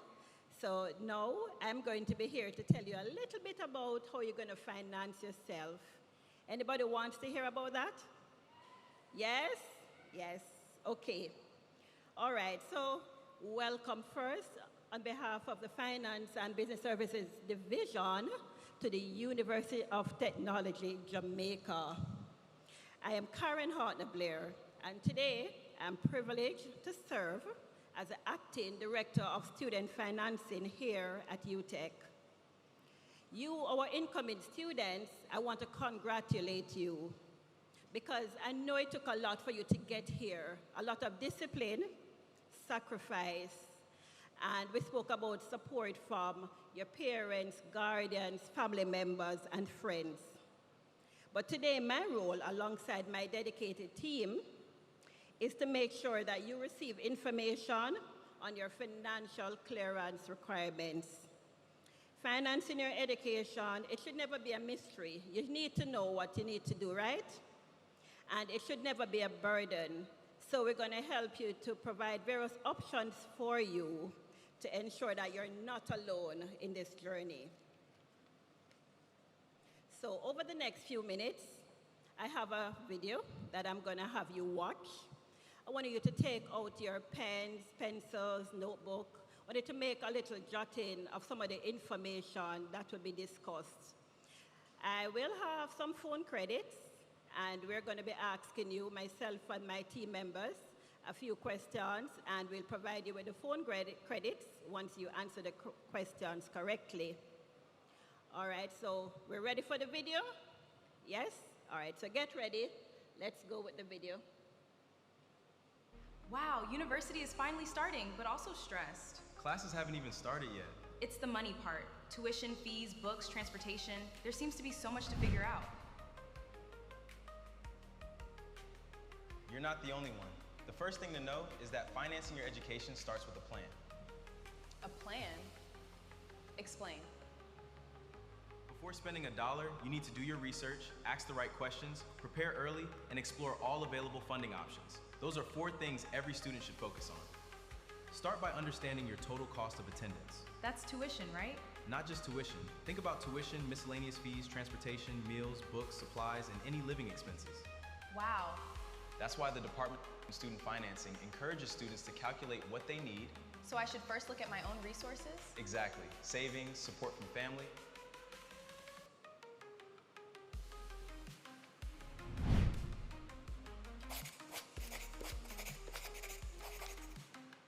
What exactly is that?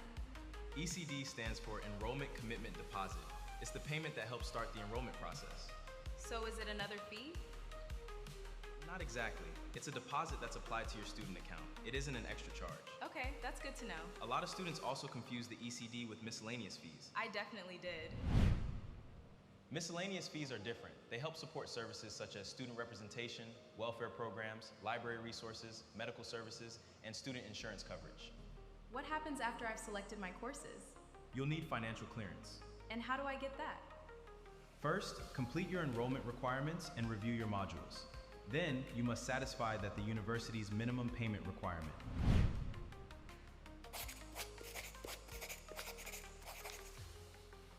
Tell me more about those payment plans. You generally have 2 options. If you can pay your fees in full by the census date, you may qualify for a rebate and avoid installment-related charges. That sounds great, but what if I can't? Then you can use the installment plan. Students typically make an initial payment and then pay the remaining balance in scheduled installments throughout the semester. So the important thing is to keep up with the payment deadlines? Exactly. Meeting those deadlines helps you avoid penalties and ensures you're able to receive examination clearance when the time comes.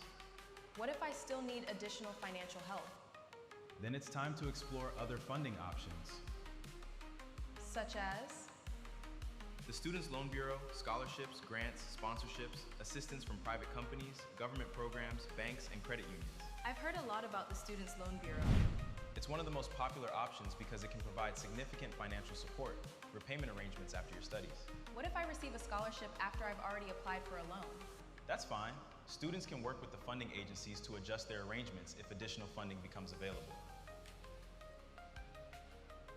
What if a company is paying my fees? Then make sure the university receives the appropriate sponsorship or commitment letter. What's included in that letter? Information such as your name, student information, the amount being sponsored, and when the payment will be made. And if I receive a scholarship or grant? Submit the documentation. Submit it as soon as possible so your student account can be updated and the funds apply correctly. This has actually made me feel much better. Good. The best thing to remember is that you're not expected to figure it all out alone. So if I have questions, who do I contact? The Department of Student Financing. They provide customer support, financial guidance, information on financial aid opportunities, student welfare programs, and other support services. Sounds like they really are here to help students succeed. Absolutely. Their goal is simple. You will achieve, and they will assist. I like that. Welcome to UTech, and remember, planning early is the first step to financing your future. Thanks, Jordan. I think I'm ready to begin this journey. All right, so you'll be seeing our key takeaways for things that you need to do as you plan. All right? And planning is very important to your success here. So you can make note of them. We now looking at the enrollment commitment deposit.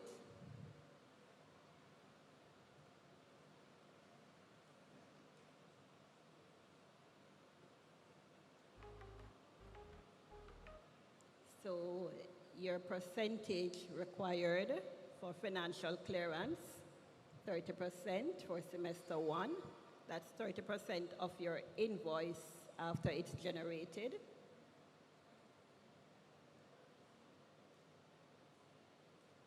And we spoke about some options for funding. And of course, we mentioned the Student Loan Bureau. And their loan, the interest rate is 7.8%, and that's after you are finished studying. You can explore grants, sponsorships, scholarships, and our scholarship officer will come and give you more information on that.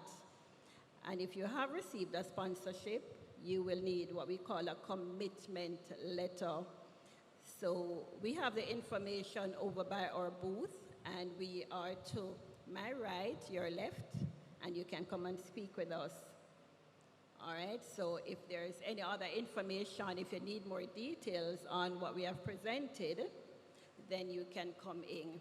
Of course, we are currently in semester 1, so you will also have semester 2, and then you'll have the summer session for some persons. That will be dependent on your course of study. All right, so I've outlined here for you the financial clearance process. You would have paid your ECD. You're then given access to the student portal. You will review and confirm your modules. Then you accept the university conditions. Select a payment plan, make your payment. Then you await financial clearance. All right, and these very important, so take note of them. Now, before you register, you will also need to make sure you have done your medical. So if you have not done your medical as yet, you can use your own private doctor, or you can visit our medical center to assist you with the medical. You will need to have financial clearance and register, get your medical done to take your student ID. Now, this is our enrollment commitment deposit. You would have paid the $50,000. That will be applied to your first installment. So if you are paying in full, you subtract the $50,000 from your invoice. And if you're paying in parts, you subtract the $50,000. Or if you have more, if you have paid $60,000, that's fine. You subtract it from your first installment. All right, and of course, we needed to make that payment by August the 31st. And these are our installment payment plan options. Installment 1, 30%, August 31st. Installment 2, 30%, September the 30th. Installment 3, October the 30th, 20%. And your final 20% will be due November the 30th. All right, so keep them in mind. Ensure that you are meeting the requirements. And remember, it's not a mystery. If you're not meeting the requirements, then you're going to come and have a conversation with us. And we will help to provide information on the way forward, additional sponsors that you can have apply for. But we needed to come early. And that means you need to come before the week ends, all right? So now I'm going to be welcoming some of the members of my team. And the first person who will be coming on is Mrs. Tamara McGowan. She is someone very knowledgeable on our student financial options. She's full of patience, a genuine care for every student who walks through our doors, and she has guided thousands of students. A round of applause for Mrs. McGowan. Thank you. All right, our next person coming on is Justine Burrell. Justine is our earn and study worker, so she's also a student, but she's here working with us to ensure that you, our students, can achieve your goals. And following her is Romario Kelly, and he is also a student. Can I get a round of applause for them? Thank you. All right, so we are a few of the members. Of course, our team are busy working. Our office are full normally during this peak period, but you will be assisted. All right, so if you have any issues, you're gonna either write to us, you can come and visit us while you're here, you write to us, or you come in and see us, and we will assist you.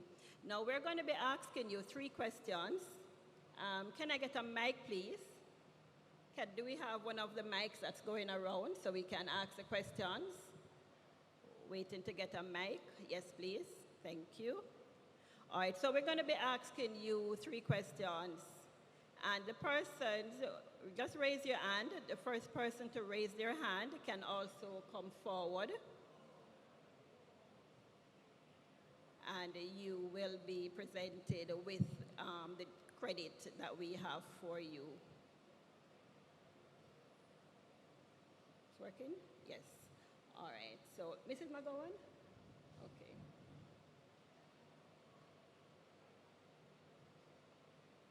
Good afternoon, everyone. I hope all has been paying close attention to our video.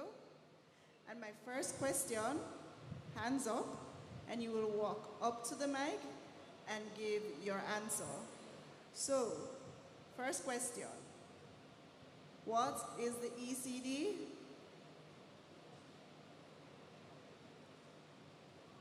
I think I saw her hand up first.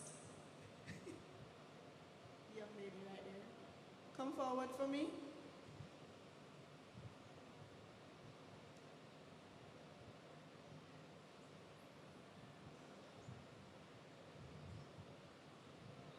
The ECD fee is a enrollment deposit. Yes, it is a deposit. No, come for your purse. Congratulations. Turn around.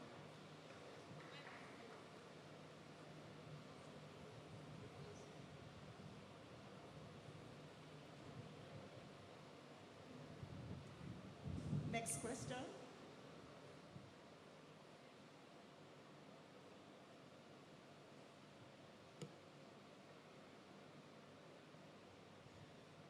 The second question is, what are the first 3 steps to gain financial clearance?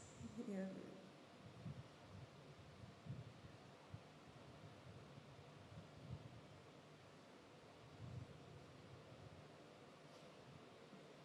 So the first 3 steps are 1, pay your ECD, 2, access the portal, and 3, confirm your modules. Thank you. Thank you. Correct.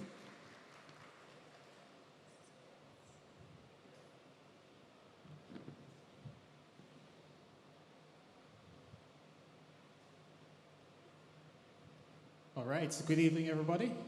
All right, so our third question is, what is the first installment payment date? So I see a guy raise his hand in black, and he's asking someone to be sure.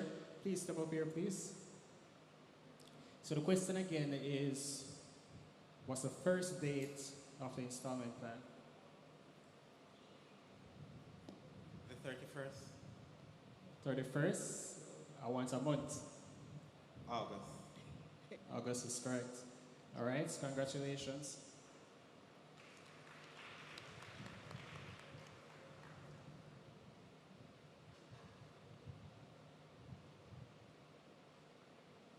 Okay, thank you, team. Thank you, students, for your participation. Now, you would have learned about your enrollment commitment deposit. You would have learned that after doing that, you would access your student portal. So you have to pay it, allow it to be updated. Then you get access to your student portal. You log on to the portal, follow the instructions that we would have given you. Then you review and you confirm your modules. After you have done that, we have our enrollment task. That's the university conditions, and you are going to go through, review them, read them, accept them. All right? Once you have done that, you are now able to select your payment plan. So you will select your payment plan. You can either choose to select the full option or the part payment plan.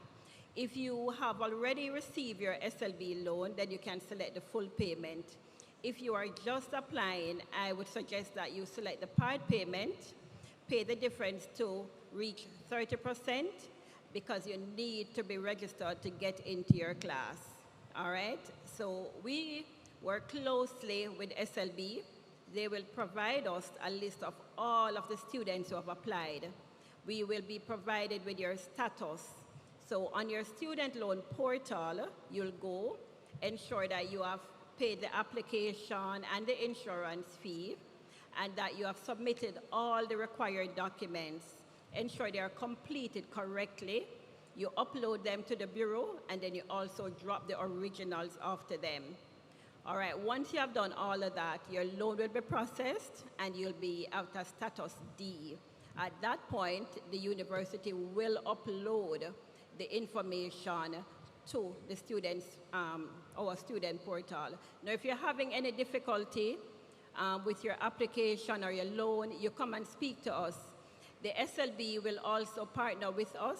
They will be with us on some days, and they'll start coming on the 3rd and the 4th of September. But I want you to get started and get the processing done before that. But if you're having challenges, you come in, speak to us, speak to the SLB to ensure that your loan is being processed, everything is going smoothly for you. All right? But remember, you must all get registered by the 31st of August, okay? So thank you for listening, and have a good rest of the day. Thank you. Bye. Thank you so much, Karen. And we're going to be having a performance by the Center for the Arts, but before we do that, let's talk about Students' Loan and the Students' Loan Bureau. And to say more about that, I'd like to invite Terrian Rule, who is our Director of Scholarship, something like that. Thank you, Mr. McNally. I am the Student Welfare and the Scholarship Officer acting. All right, so I will be telling you a little bit about welfare, and this is where you can get money to assist you, and also about scholarships, because I know a lot of persons are interested in scholarships. So, can I have my presentation, please?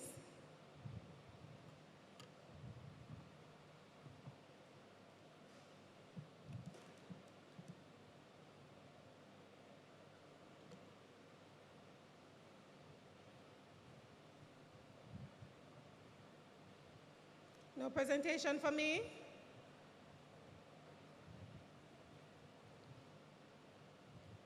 All right. So let me start. Since I know what is on my presentation, I just don't want to go before the slides. So the Student Welfare Office assists students through a welfare fund. So if you look at your tuition payment, there's a section that says welfare fund.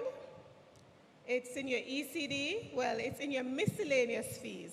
I stand corrected, Mrs. Horn-Blair. It's in your miscellaneous fees.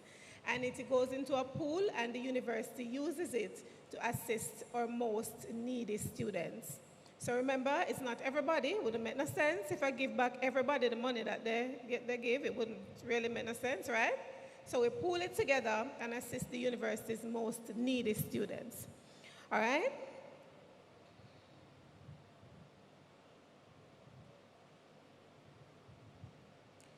All right, let's skip all this. All right, so the first thing that we assist with from the welfare fund is we have a meal program. So we assist students with lunch, and that is open, by the way. You can go ahead on the university's website and look it up, and I'll tell you more about it after. So you have a card, you receive a card from NCB, and the funds will go on it, and we'll give you $10,000 every month for you to be assisted with meals.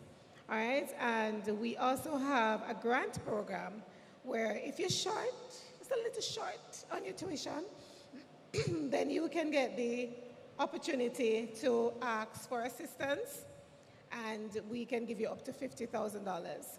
All right, we can help with tuition, we can help with books, we can help with if you need equipment. As long as it does not come over $50,000, then we will try to assist you with that. We also have transportation for persons who take JUTC bus.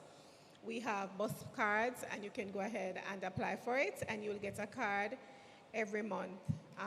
The value of, I'm thinking, where's my assistant? I don't remember. I think it's $200 a day, right, for 20 days. How much money that's? Who can do the maths? If you get $200 a day for 20 days, 5,000? 4? All right. I may need to increase it, don't it? All right. I'm working on it. All right. So those are just some of the things that the Welfare Fund will do. So we also have, you remember Mrs. Houghton-Blair spoke about her student workers. So we have our earn and study programs. Not to be mistaken for work and travel, because people tend to do that. So the earn and study students are students that apply to work on campus. So the campus will tell us that, listen, Miss Rule, I need some assistance, and I need 20 students, and I'm going to look and they tell me what skills they want. Who has skills in customer service? Who has skills? Who's a let me see now, a data analyst who can put data on the system, data entry clerk, that sort of a thing. And then we go ahead and find the students and then supply to university. It's not a lot of money, but it's more money than you had before, so it is always a plus, right? So it's $350 an hour, and students are allowed to work up to 50 hours per fortnight in semesters 1 and 2. And for my first-year students, you're eligible in the summer, but you'll work an 8-hour day. So 8 hours a day at $350 per hour, and then you'll do it at 20, well, they do it fortnightly, right? So do the maths on that also. So we have 2 programs, I said before, semester 1 and 2 and summer, and I told you the rates already. Students who are on the work and the earn and study program also get a certificate of participation, and if when you leave UTech, you want to have a letter of recommendation, we are very happy to provide that. I provided recommendation all the way to China, and I literally mean China, right? So we will keep the information from your supervisor, and once you ask for it, we'll write a letter on your behalf, clearly stating what the supervisor says, so make sure it's a good recommendation, and then we'll provide you with that to go to wherever you want to work, all right? So the university prides itself in ensuring that students that leave the University of Technology Jamaica is work ready. So the Earn and Study program is only a part of that. All right, so we have more than one programs. We also have the expanded program. This is where different departments would say to me, I want a student, I will pay them, and I want them to work additional hours. So it's like a job. So we'll find a student that will arrange their timetable in such a way that they can work, and so we'll allow them to do that, all right? And that rate of pay would be increased. Of course, I spoke about the flexible work schedule where they work in between classes, or you can put all your classes, well, I know it's a fixed diet, so you work in between classes. Let me leave it at that. We also have a tuition payment agreement. If you're employed on the Earn and Study program, you can also pay a part of your tuition from the Earn and Study program. And so it's like a salary deduction. You just need to let us know before you sign up for it, and we will assist you with that. Of course, professional development, we teach you how to operate in an office, how to carry yourself, how to dress, how to speak to customers, and all those things. Without a doubt, we won't let you leave our office not knowing all those things.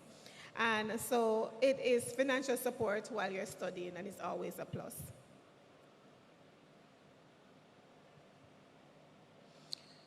All right, so how do you apply? I'm sure that's the question you're asking yourself. So first of all, for grants, you complete the application form, which is on the university's website. You go onto the main page, you scroll to the bottom of the page, and you see forms. You go ahead and you look in there, you see welfare grant application forms.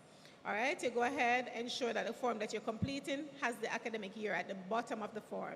If it's not there, then that's not the form you need to be completing.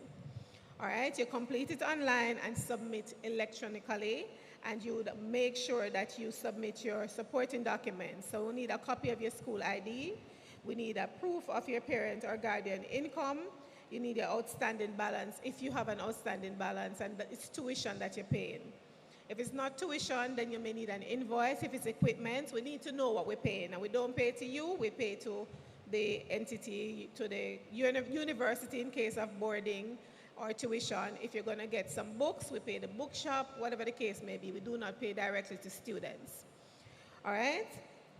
And also for the Earn and Study program, you complete the same application form. All our forms are fillable. You don't have to print it, just complete it and attach your electronic signature. And by now, you guys should be working on your electronic signature. All right? And you submit electronically. We don't print them. And the supporting documents for Earn and Study is just your copy of your ID and your progress report. So for you, remember I said my first year students would not work in semesters 1 and 2. You would work in the summer. We want to make sure that you get yourself together as it relates to school before we toss you into work. We don't want anybody to be affected because they start working and they don't do what they need to do for classes. So the summer after your first year, you're allowed to work.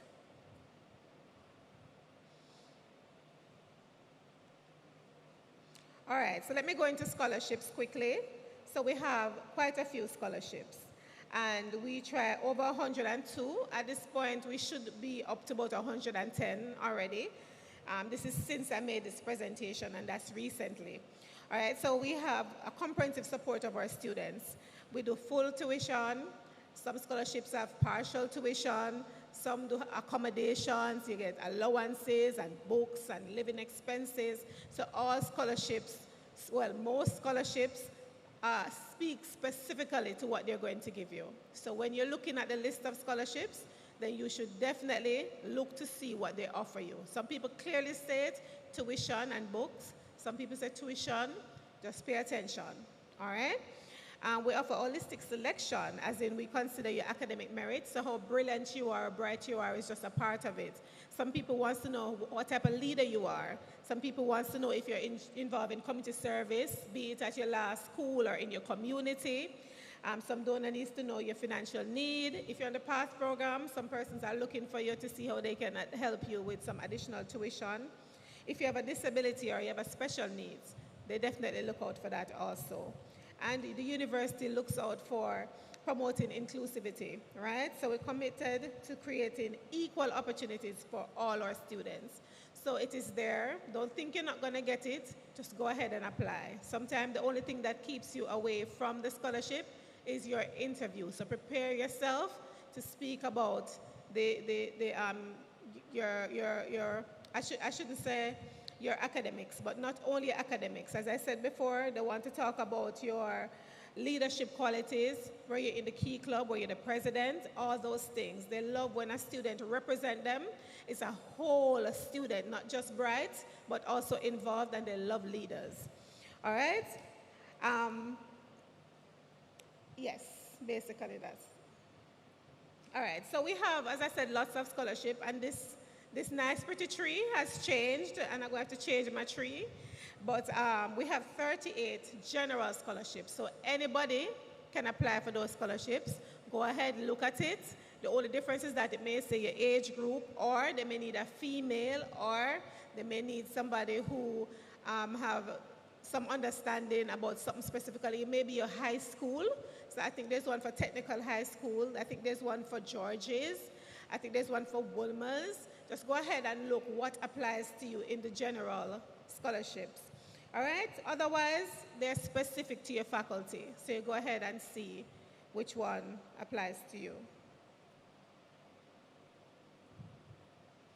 All right, so I don't know if you can use your phone and get the QR code from this. This will show you all the scholarships that are there, and you can choose your faculty, so you can make sure that you are right where you need to be as it relates to scholarships. All right? Ready?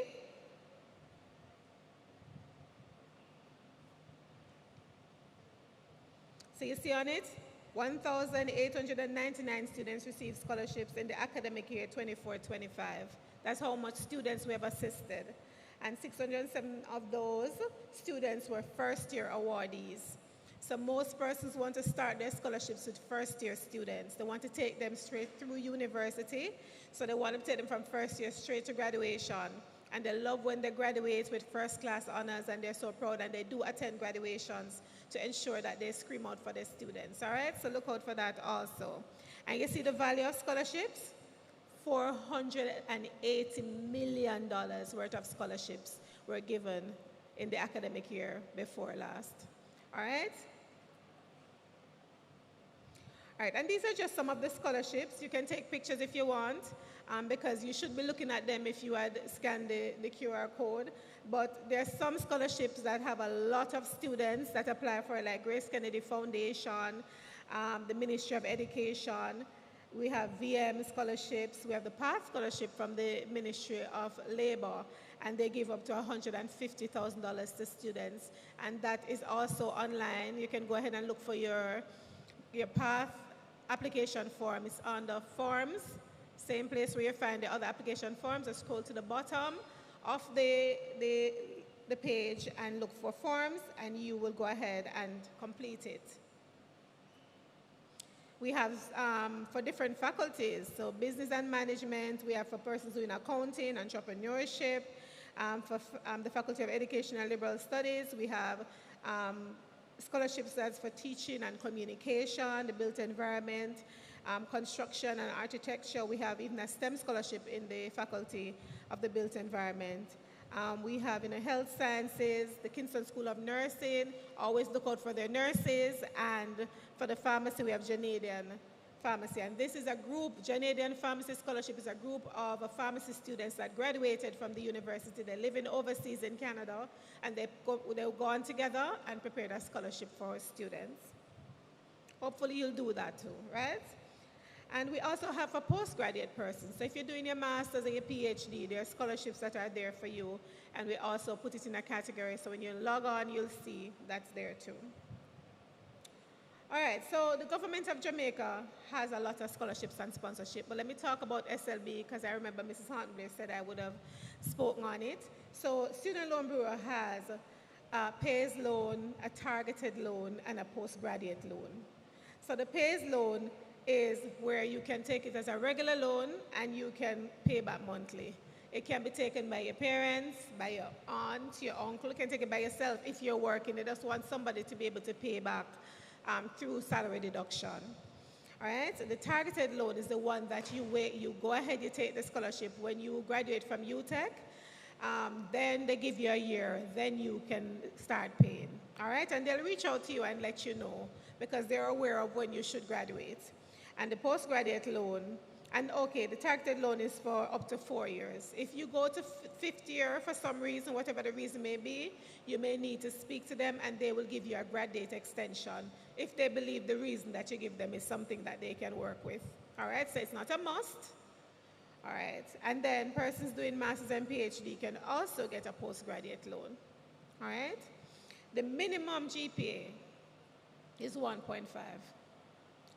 So there is no reason why you should lose a SLB loan. And people do lose it, not a lot of persons, but people do lose it. You don't want to fall in that, because nobody in here should have a GPA of 1.5, right? What's the highest GPA you can get from UTech? I didn't hear that? I hear somebody answer, but then I'm not hearing. What is the highest GPA you can get at UTech? 4.3 is the highest you can get, right? Academic people, am I right? 4.3 is the highest you can get. So we're expecting all 4.3s, right? Come on, give me a round of applause if it's 4.3 you're all aiming at. Yeah, we don't want nothing less than that. When you go to a scholarship interview, you want to make sure that when them see a GPA, them look at you twice and say, yes, this is my scholar, right? That's what we're working for. All right, so we also have JAMVAT. Anybody knows about JAMVAT? Show of hand if you know about JAMVAT. 1, 2, 3, 4, 5, 6. 6 person alone know about JAMVAT?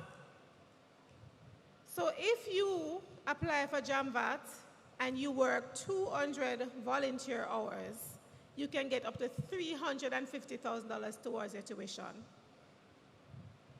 All right? So please look up JAMVAT and start the process. All right? Ministry of Education have scholarships, emancipation scholarships, there's the MST Vet scholarship, there's the Jamaica Technical High School scholarship, and there's the UTech Open scholarship. So I want you to go ahead and look up all these scholarships. They're on the, when you scan the QR code, you'll see them. Just look at them, please, and look at the qualification, the requirements, that is needed, and apply. I should add that on Thursday of this week, we're having a welfare day, which means we have about 9 or 10 of these entities that is coming to UTech. They're going to be in the auditorium, and they're going to be here to tell you about how you can get free money. All right, we have financial institutions. They have scholarships and bursaries that they're giving out to students, but you can ask them questions about different scholarships that they offer and how you qualify. We have the Ministry of Education coming. We have PATH is supposed to be coming. I think they have confirmed. I know that we have Ministry of Education, I said before, Ministry of Finance and Public Services coming to speak about their STEM scholarship. So persons need to ensure that they're here on Thursday morning to ensure that you get all the information that you need. You wouldn't like to come to UTech and don't pay a cent out of your pocket for the whole 4 years? You wouldn't like that to happen? I want that for you. I mean, UTech will be getting the money, but still I want that for you. All right? All right, so we also have the one I spoke about, the PATH scholarship already, and the STEM scholarship. STEM scholarship, you have to keep a GPA of 3.0. It's important that you keep a GPA of 3.0 or above.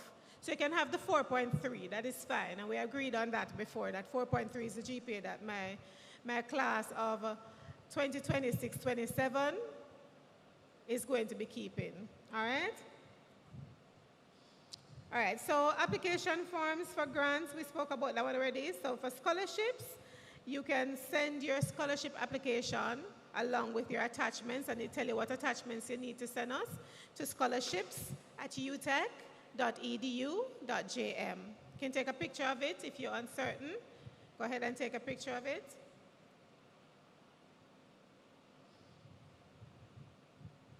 Please ensure that every application that you send to any one of these offices is completed. Incomplete applications will not be accepted. For the Welfare Committee reviewing application for grants and meal, they will not be reviewing incomplete forms. Can you imagine we're having a conversation about your application form and we're asking questions and nobody can answer? So you have to ensure that every question that we ask you, if you have a parent that has died, it's deceased. You don't just put them not applicable. All right? Please, I'm asking. All right? Thank you very much for your attention. And do we have any questions? I was as clear as possible, right? You have a question? Where's the microphone? Ranil? I feel like you have my microphone.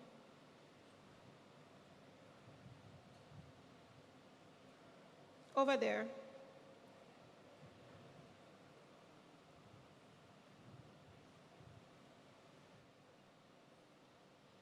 How soon can you apply for the scholarships? You can, okay, so some scholarships have closed. I should add that, my apologies. But once you scan the QR code that was there, and I'm going to go back to it just to make sure.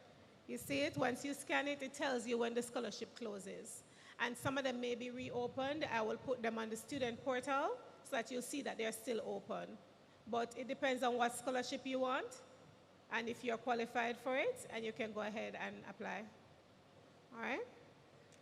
All right, so I have a team here, but I don't know if everybody is here. I think I have Shavana Davis from Scholarships, and I also have Dina Elliott from Student Welfare. Team? I'm not, are you, Mrs. Hornblower, are you seeing my team? There's a big thing in front of me.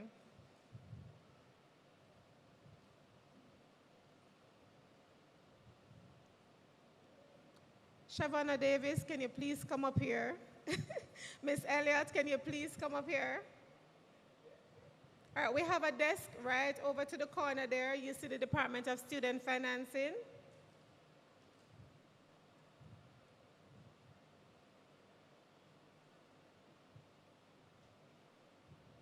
Oh. Dina is not there? Okay. So right there, she's afraid to come on the stage. She's shy. So that's Shavonna Davis. She's my scholarship assistant. She's over by the side there. Any questions about scholarships, you can go ahead and ask her. All right, and for persons who have already applied for scholarships, please ensure that if you have questions, go ahead and ask her so that she'll be able to assist you in case you need to change something. All right, and there are no more questions? Thank you very much. We thank you. Thank you so much, Ms. Rule. And at this time, we have a performance by the Center for the Arts.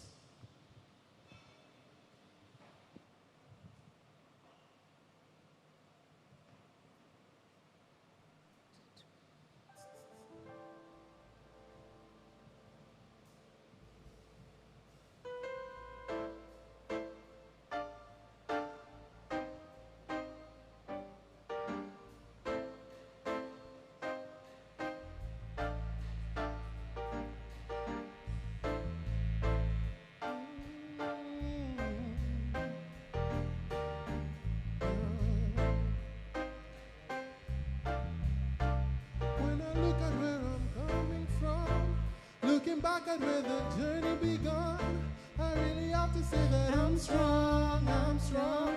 All praises to the Most High One. When I look at where I'm coming from, looking back at where the journey begun, I really have to say that I'm strong, I'm strong. All praises to the Most High One. Thankful for the blessings that are falling on my table. Learning all my lessons, now I'm willing and I'm able to do just what I can. As humble as I am, working out the goal and making it as a helping hand. Pray for health and strength and life and length of peace of mind. Good people and good vibes, yes, we give thanks every time.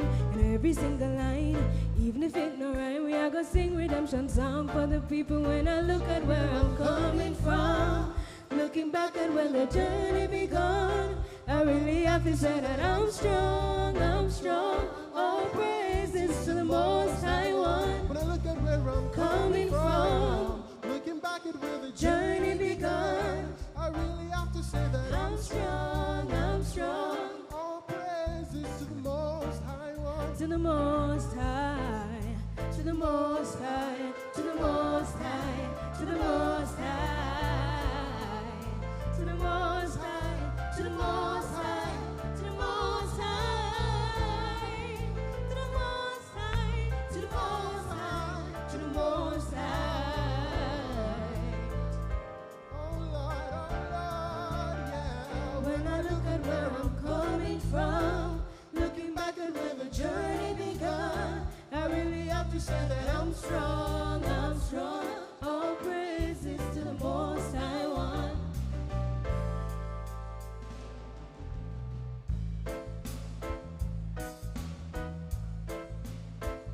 So tell me who knows, who knows, who knows, who knows. I just go where the trade wind blows, sending love to my friends and foes. I suppose I'm pleased to be chilling in the West Indies, to provide all my wants and needs. I got the sunshine, rivers and trees, release.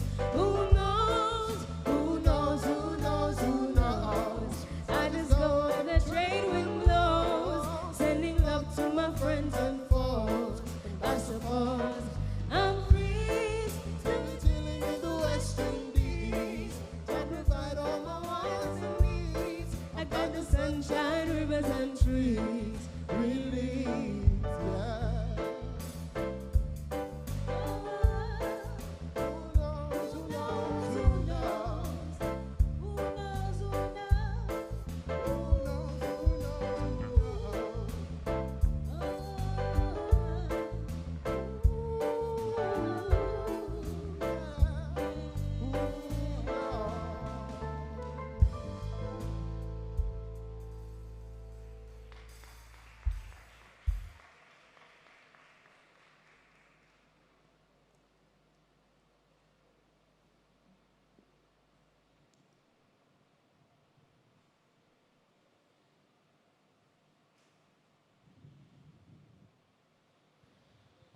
Thank you so much, Center for the Arts. At this time, we'd like to ask Mrs. Carrie Ann Rodney Wellington, who is from the Calvin McCain Library.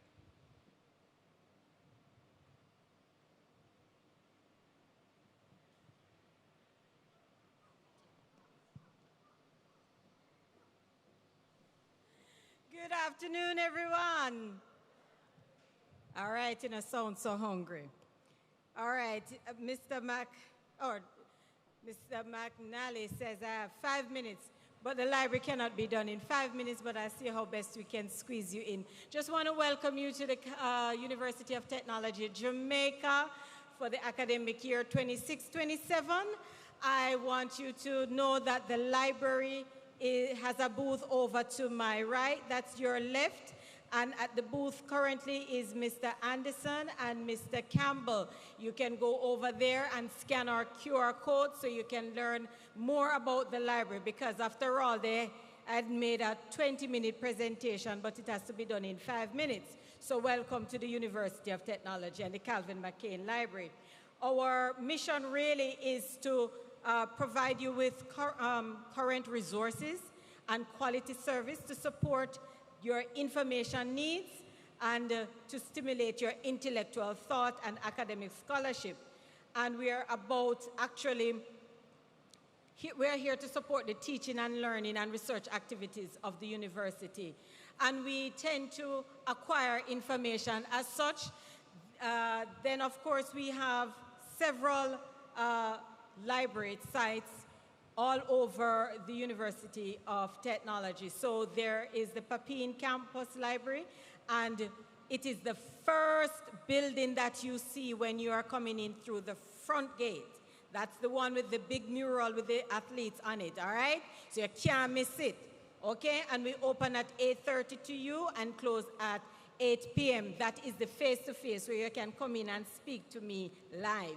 But of course, we have a 24-hour reading room, and this opens for the entire night, and we have a security guard, so you can study, research, do your assignment all throughout the night. And of course, did I mention we have a security guard so you can feel safe? All right, and this 24-hour reading room opens throughout the weekend as well. Of course, we have our virtual reference services, opens at 9 a.m. to 8 p.m. Our virtual reference service is called Ask a Librarian. So you can stay from anywhere in the world, and sometimes you're at the auditorium and you want to find out something about the library and you don't want to come down there. You can use the virtual reference service to meet that query. Of course, we have libraries on our western campus at Dome Street and Barnett Street. Of course, we have it at Arthur Wint as well and Sly Pen Road. All right? In order to access the university library in terms of face-to-face, you need your ID. So please register to get your ID to come into the library. The library have a lot of spaces that you can sit down and read individually and collaboratively. So we have the seminar rooms. So we have 2 seminar rooms that students have access to, so you can do group studies, and you won't have somebody saying, shh, be quiet, you know? So when you come and you have your group projects to work on, you have that sort of space, all right? Then we have some other quiet spaces, like in our Caribbean collection reading room. Then we have, this is what our 24-hour reading room looks like. Of course, we have this Learning Commons, really nice soft chairs, and you can sit down and really just feel relaxed and study and do your assignments. Of course, we have our audiovisual theater where you can view. And this is where our service point at Sly Pen Road, this is what it looks like.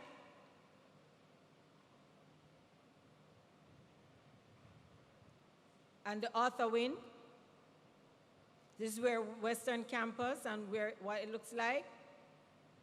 So now, for some services that you know, sometimes we are coming from high school and our service is just basically borrowing and lending a book, all right?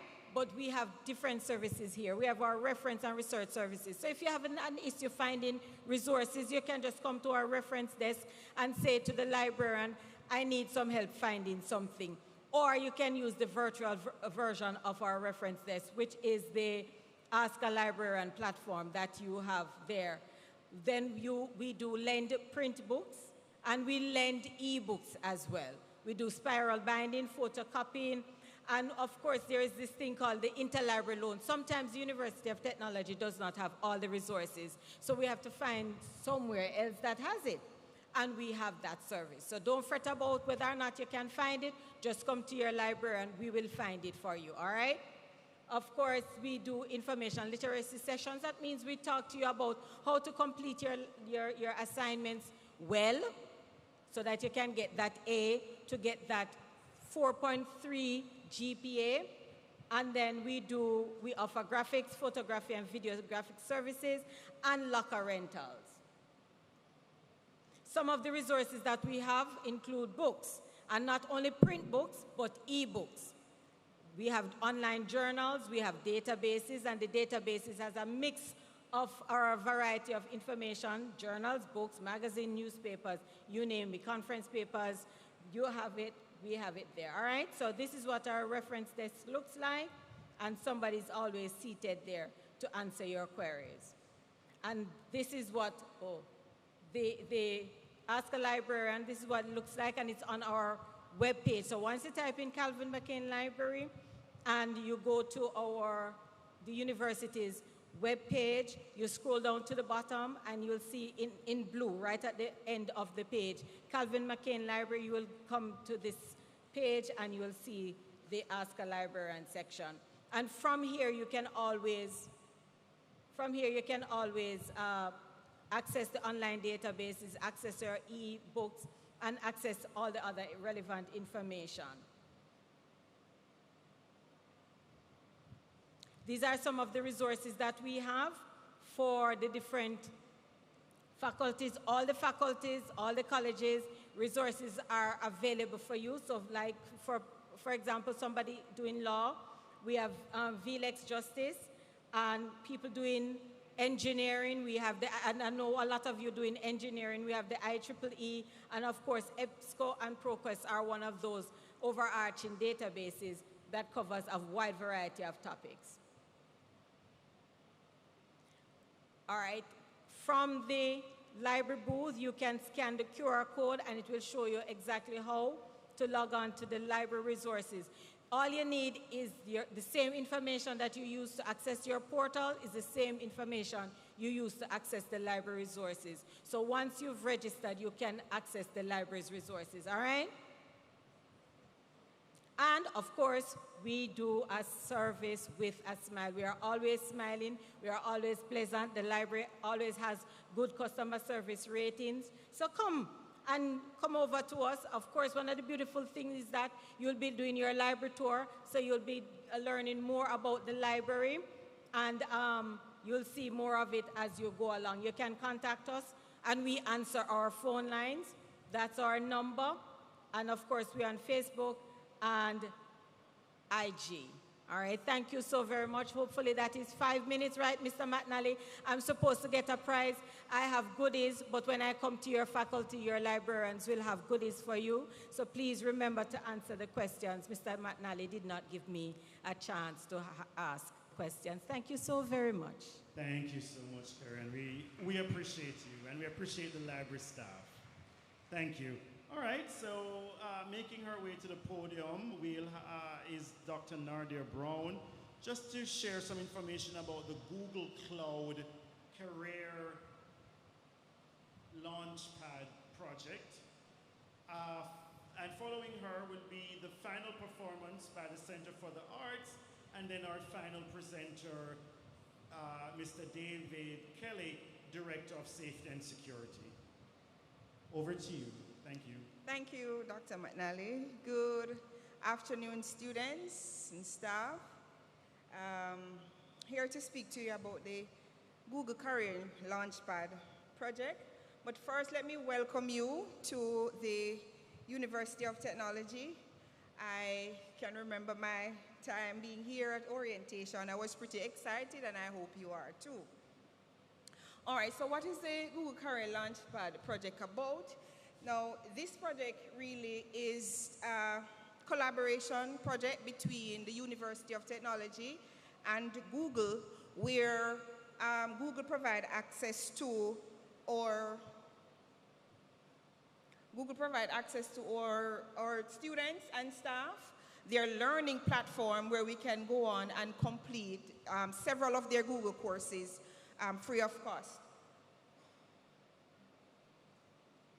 Right, so we can access their platform, several courses there.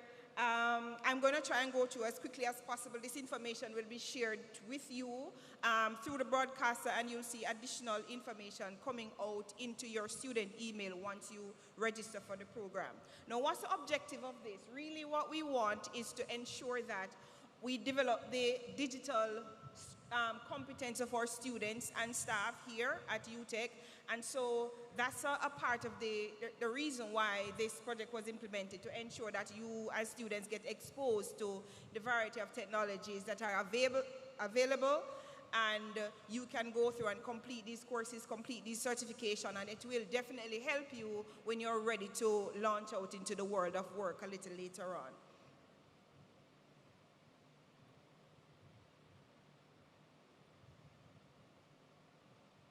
All right, so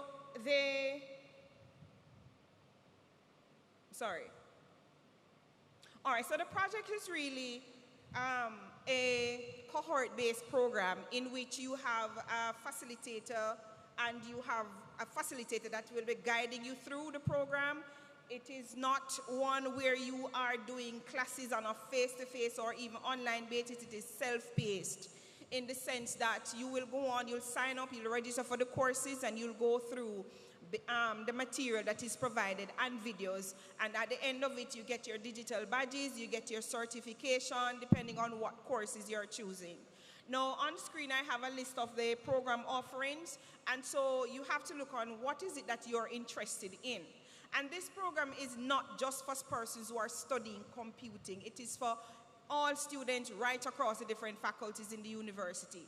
So you'll find that there are courses there that will you'll learn about technology and how is it that you can integrate the technology into your career path, right? So any field, so it doesn't matter what you're studying, whether it is health sciences, if it's law, engineering, built environment, it doesn't matter what you're studying, you can find a course that you can do that is suitable, that will suitable for you, for your area, and it will help to guide you as to how you can integrate the different technologies into your field of studies.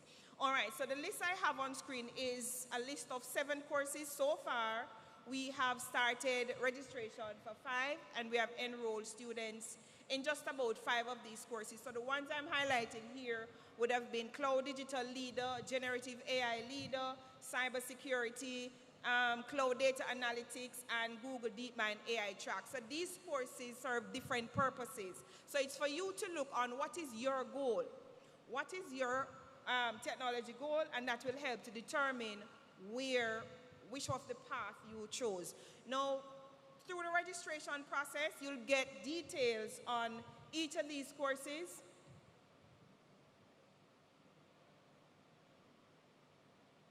So, for example, if your goal is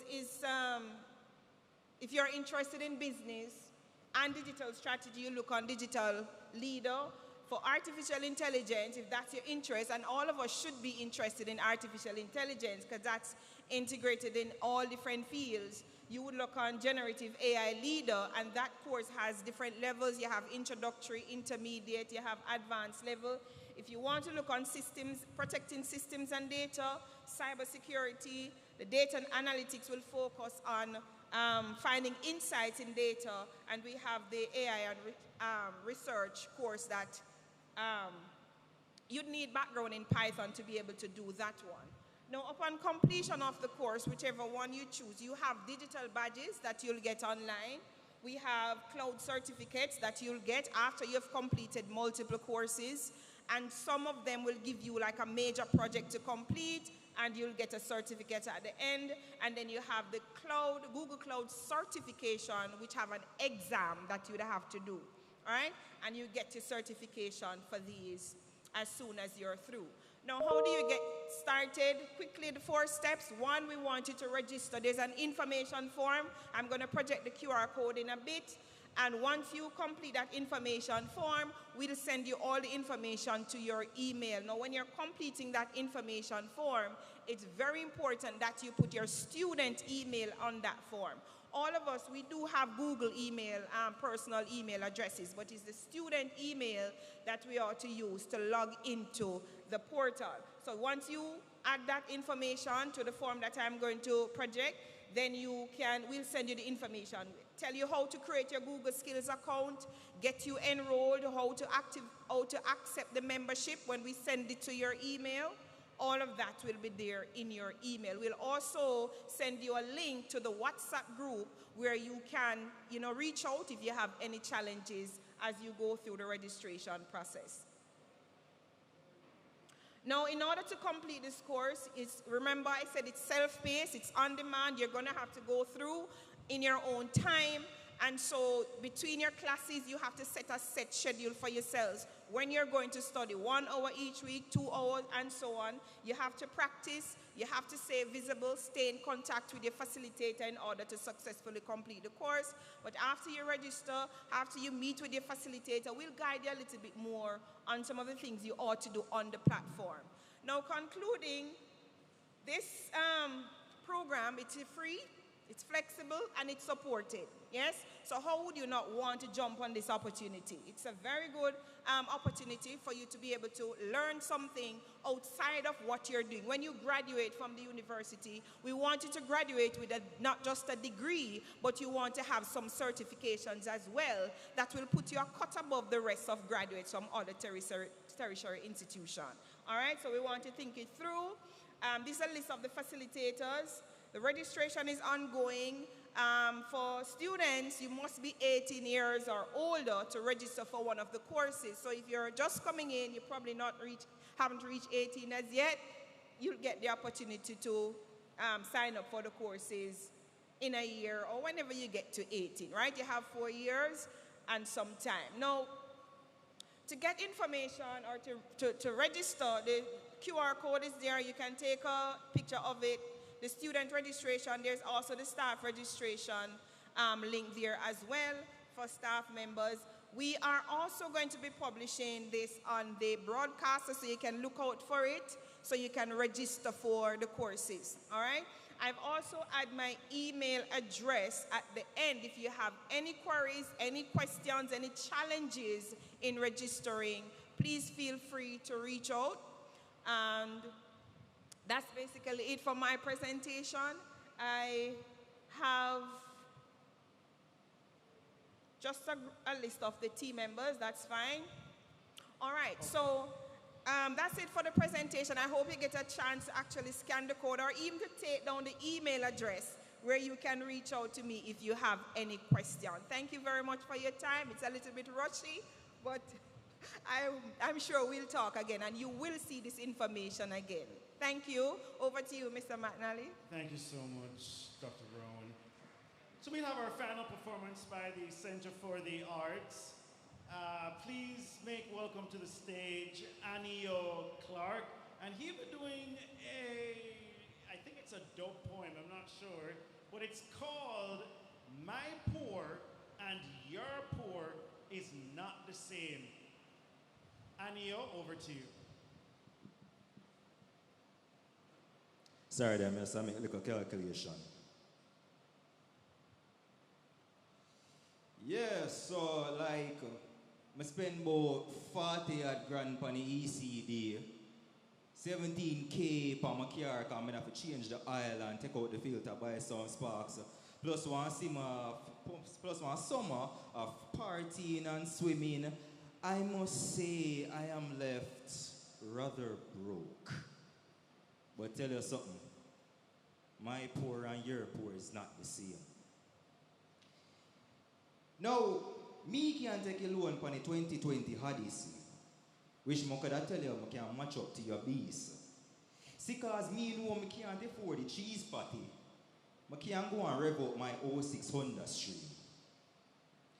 But no bother, finance a car you can't manage though. Cause next thing you know, that thing gets repo. Yo, shout out to Zimi and the bad party. But beg on please, don't live above on means. Then again, your broke and my broke is not the same. See, you can afford the gas money. You can flaunt the Gucci. You can buy the hottest phone we are trend. I cannot, so I stick with my Android Note Edge. But one thing me as a poor man will never understand. Why buy so much slippers you not use? Why buy one idiot balloon shoes one clown could have refused? Man them, on a turn round to on a friend, you know who. Text them. Why you spend so much on one girl that does not love you? Individualistic desires played with keeping up appearances. It must be a black people thing. Like an absentee father of 6 can run in at the bar and spend 6,000 on a 6th crate of possibly 6 undercover friends. A boyfriend have thick as a yard and still buy special and share spliff with the man pan ends. When time to come spend on a little birthday gift, the money gone. When time to come to give lunch money, the money disappear. So you can't idle with man pan road, but you can't find funds for your picnic. Can't spend little roses and milk with wifey. Now what them thing that disgust me. Tell the truth, though. Somehow we so money illiterate. It's actually so crazy. But yo, me no want no man with half a respect for themselves say them have to take dinner with Jay-Z. Don't take dinner with anybody. It no matter who it may be. It could have been Lionel Messi, could have been Cartel, could have been LeBron, could have been Jada Kingdom. Well, no. Give me the money. We'll show you how we spend. Give me the rum. We'll show you how we have to make money out of bar. Give me the tickers. She give me sweet, tender loving to home treat her. Bring me the kids. With the meals, we make them prosper. Your poor and my poor is not the same. Run out of funds to buy the house, some buy the land. It's in a white ghetto, medium property value, perfect for a play and economic prostitution. Now I see the sense yet, but it's about having the asset. And just my luck, them start construction. Property value accumulate. Bring little wealth for generations. Make sure I tell my children if you forget about Africa, that are the promised land. Enough money raised so we send it back to some black investors that we call revenge gentrification. But alright. May I make one heap of criticism?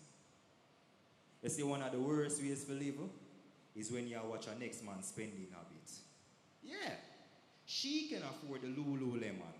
She can get the Bridget slippers. Him can finance a car. Him can burn thousands at the bar. Them have the formula, the Prada, gold flexing, silver spoon feeding, money never save it, ching, foot, hand. So now watch no man wallet. You just not going to dig in your pocket if you go match up to the motion. Your poor and my poor is not the same. You will buy the 18K for the clocks. Me use the same price that myself got piano class. Start all going a piano competition. Put myself out more, take some piano appreciation. After some time run piano operation. Them upper tier me as the key operation. The extra learn make me more business attractive. Enough time now me get some piano gigs, make the 18K get appreciated. Get some extra skills for the apple. Now you might think me not need it, but listen keenly. Education is one of the best solutions out of poverty. Damn what the artists them tell you. You want bigger asset to any nation when you allow the scamming and spend millions on your tuition. And millions you will spend. Remember, you as a youth have potential to infinity. You have a startup for investments for last centuries. You can make the minute changes to enrich the future shelf. If you work your 201, sir, better kill yourself. Breathe and just start again. Brothers and sisters, you can always make it in a life, no matter where you come from. Remember, the aim of the game is to turn that $1 into $1 million. But wait, I'm going to leave you with this one last thing. The most important, the most integral, the most crucial investment you can make is when you invest in yourself. Annie Yu from the Center for the Arts. Thank you so much, Annie Yu. My poor and your poor is not the same poor. Mrs. Gabidon putting two different poor. All right, so our final presenter this afternoon is Mr. David Kelly, Director of Safety and Security.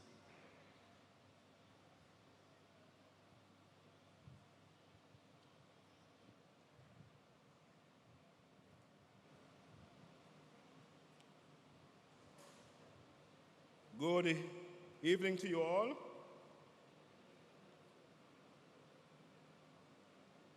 Let me begin by first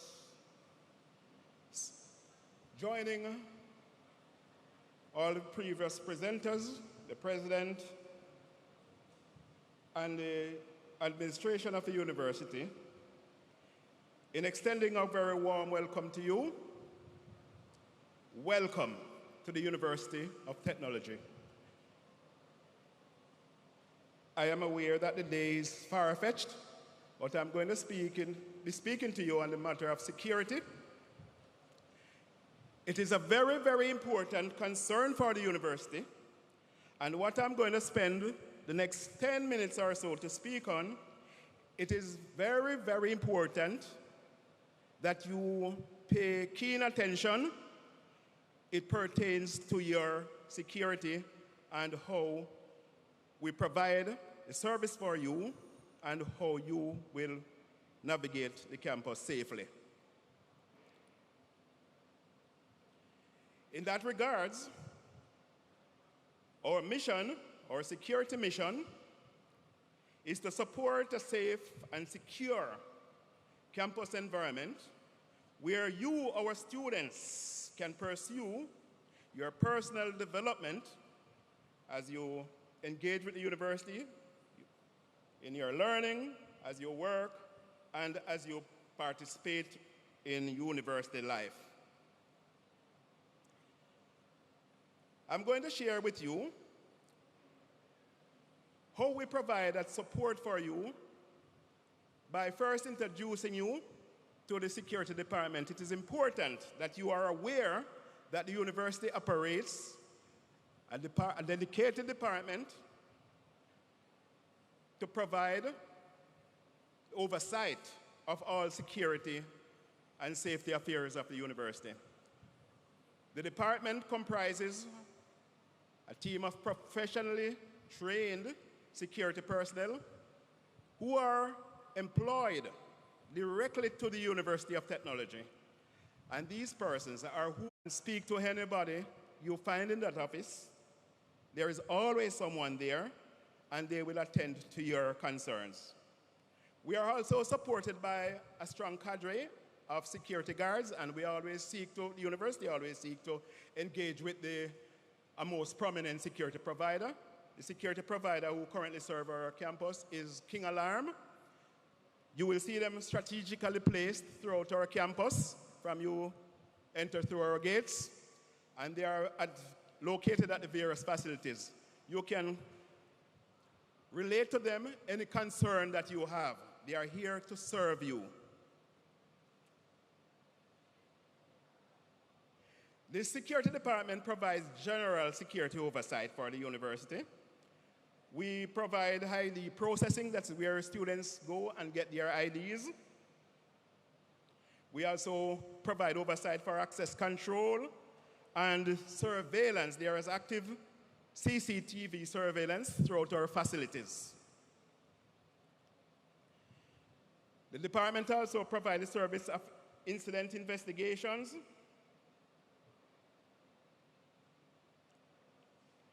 and also where you can report or present any complaint. We also provide oversight for disaster and emergency management. We are responsible for enforcement of safety and security procedures. We strive to promote safety and security awareness, and also guidance in that regards. The department regulates all campus activities and operates a lost and found desk. These 2 points I must elaborate on a little, because from time to time students will have their regular fundraising events, and the department needs to be aware because we monitor these events. There are also times that students, as you have your important valuables, your bags containing maybe your devices, personal devices, your phones and such like, sometimes, unfortunately, being exhausted from a day's activity on the campus, we walk away and leave them, somewhere lurking, somewhere on the campus, and someone may find it. We encourage persons, if you find things of value to other students, that you take it to the department where we can get it to the owner. We will find a way to get it to the owner. And sometimes if you lose things, you can come to the department and hopefully a good Samaritan will take it. Usually the cleaners and the security guards find your items and they take it, and we have had many incidents where persons are able to successfully retrieve their items from the department.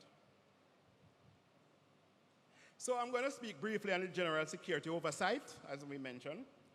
The campus security personnel monitor campus activities. We patrol and conduct surveillance of the facilities. We respond to incidents. We coordinate emergency responses. And we work closely with stakeholders to maintain a safe environment. And these stakeholders, all of us are stakeholders, our students, our most important stakeholders. We work closely with you. We work with other internal parties, the medical center and all the service centers. And we work also with external agencies, state agencies who are first responders, police, the fire brigade, etc. The security personnel are all here to help you. So we ask that you, and encourage you, that you relate any security concern that may immediately arise. Do not wait for long before you relate to us any security concern. Now I'm going to speak briefly on student ID processing. That is very, very important. That's a very important function.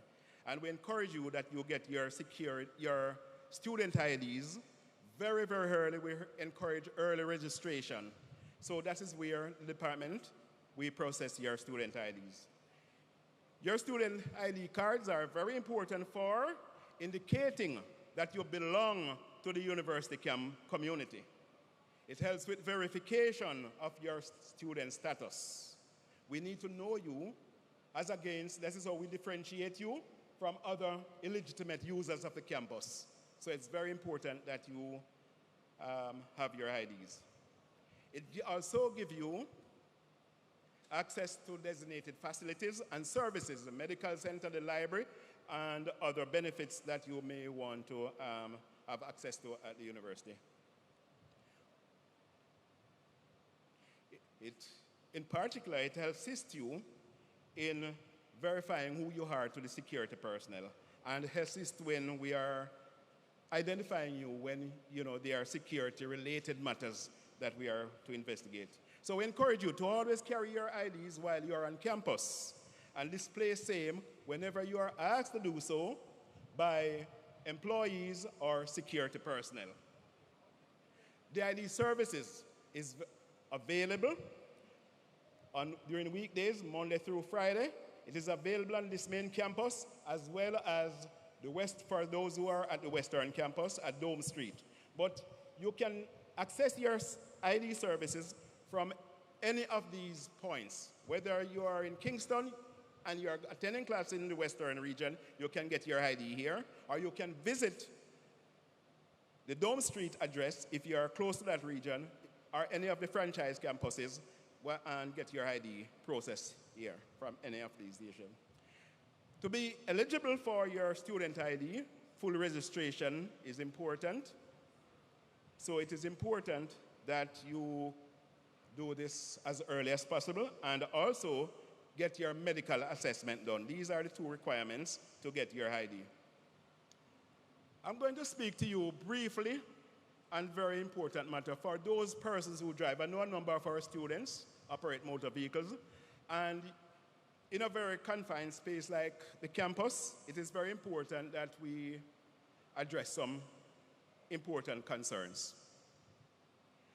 We are encouraging you, those of you who park or need places to park, do not park your vehicle in the reserved areas. There are adequate areas for you to park, shared facilities, and there is a main car park behind the library, as well as you have bypass. You will familiarize yourself. I encourage you to familiarize yourself with those areas.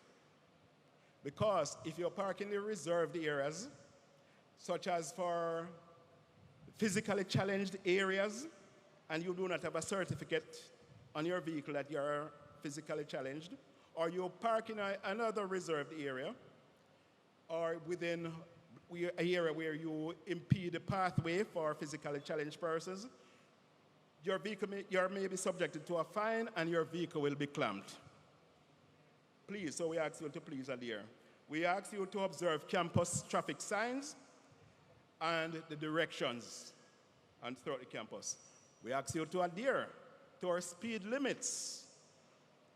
We do not encourage speeding on our campus. The speeding limit is 25 kilometers per hour.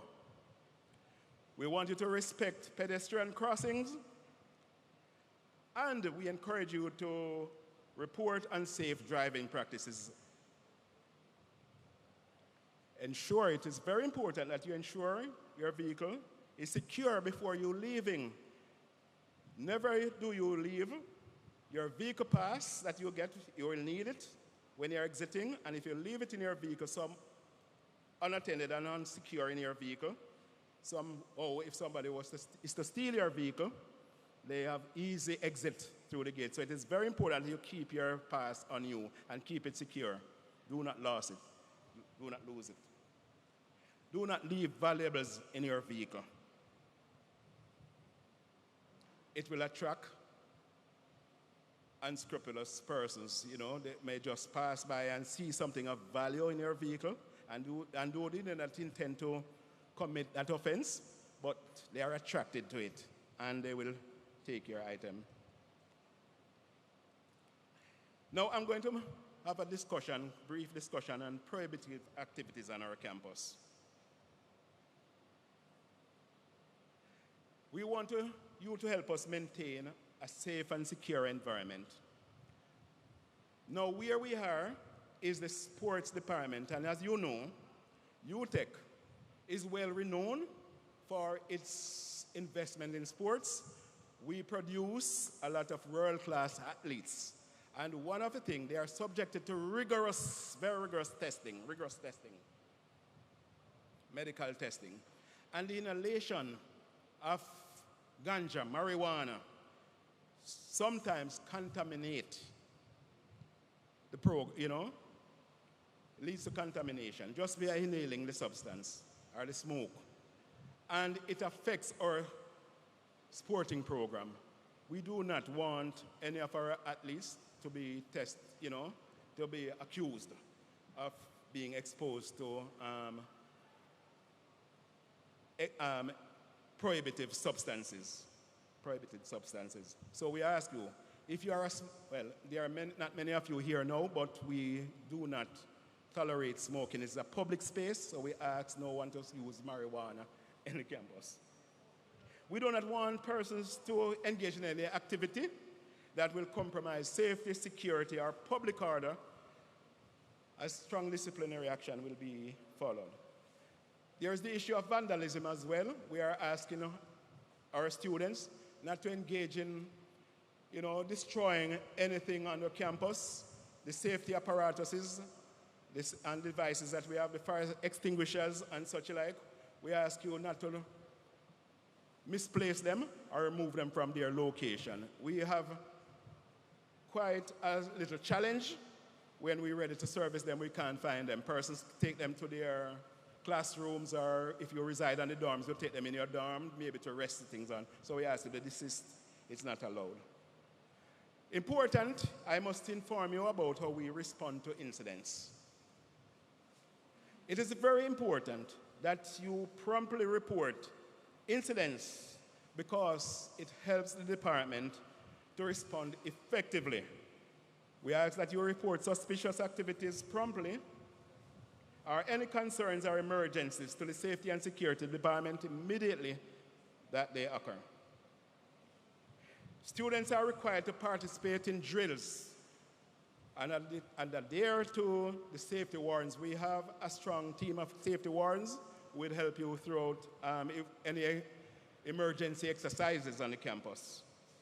We place safety posters strategically around our campus and our buildings, and it highlights the various emergency scenarios such as fire, earthquake, and the expected response. We are asking you to familiarize yourself with the emergency evacuation routes from wherever you may find yourself on the campus. The two main assembly points, emergency assembly points, are the front field and the back field, which is just behind us. From wherever you are on the campus, and in case of an emergency, you are to make your way to the nearest one to you from where you are located. Now, if there are any other development or hazards that may emerge, such as weather conditions, hurricanes, or such like, the information and directives will be shared on the broadcaster, and we will be guided accordingly. Now, it is very important that I share some basic safety tips while you are on our campus or off our campus, because right across Jamaica, you are aware, too often we read things on the news where persons are kidnapped or some unfortunate incidents with our school. You are mature persons, you are more mature, and we know that you can take care of yourself, but there are some things that we still advise you. Whenever you're conducting business or traveling on or off our campuses, always we encourage you to use legitimate and recognized public transportation and exploit, while you're doing so, exploit the use of social media. Have your phone in your hand, so in case you are traveling around and you see somebody's taking you off the route, you just get your app up and ready.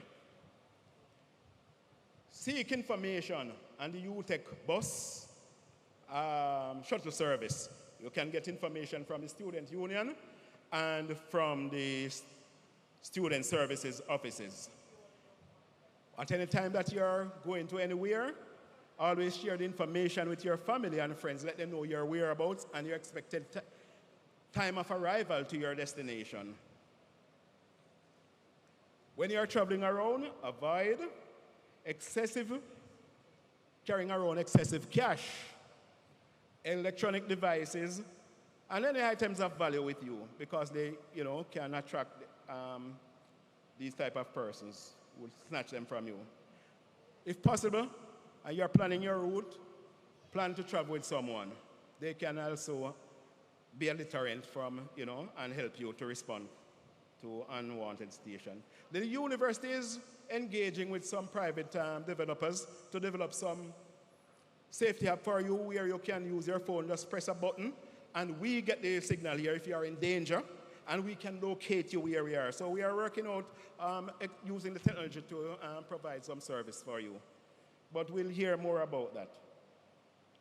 For persons who have international currencies and want to exchange it, be aware that you have the VMBS, the bank is here. It's safer than maybe going out into the public areas. Be aware of the possibility of scamming activities, sometimes particular for the earn and earn and study students who travel, the work and study students, too often we hear reports of them being scammed. Sometimes as well, we hear of persons who persuade them of a more convenient way of paying your school fee outside of the legitimate channels that the university provide. Students, be smart. You're an intelligent student, that's why you are here. Don't circumvent legitimate pathways, because sometimes you get yourself in trouble. There's a lot of persons who will scam you of your hard-earned cash and that of your parents. Now I'm mindful of the time, and so I will go quickly to my conclusion. And I will close by saying to you that we encourage all of you, our students, to familiarize yourselves with the student handbook. You will find all of the details on our policies, our procedures, rights and responsibilities that you have, and pay particular attention to the section relating to conduct and discipline. All of what I have said to you, you can find it in your student handbook. Be always mindful, however, that despite all of what we may provide for you, the cameras around and all of these things, the police being there, and the security that we provide, no one can protect yourself more than you. You know how to protect yourself best. So you have a personal responsibility to exercise good judgment in all your dealings and wherever you go. Security is a shared responsibility, and that's why you play your part. So my final word to you is stay informed, be aware, and stay safe. Thank you very much.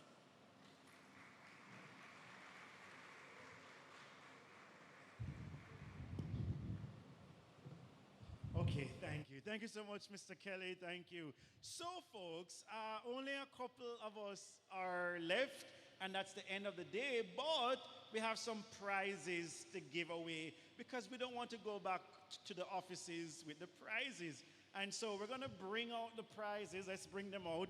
And we're going to give you some prizes. And for most of them, you probably don't even have to do anything. You know, it's like free day. No, let's go. Okay. So we have these. Yeah.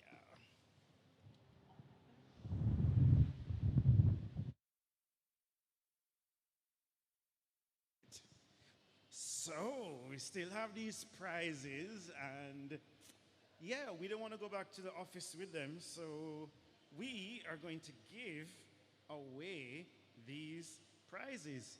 It pays to stay behind. All right. we're going to give them to students. Students. All right. So the first prize, Renil and I were thinking, is there a student here who has gotten their ID? Yes, come on up here. First person up. No, new student. New student. Any new student? If you... Yes? Okay, come on. Let's see. One person. And Mr. Kelly was just talking about the importance of... Huh? Yeah, of course, of course.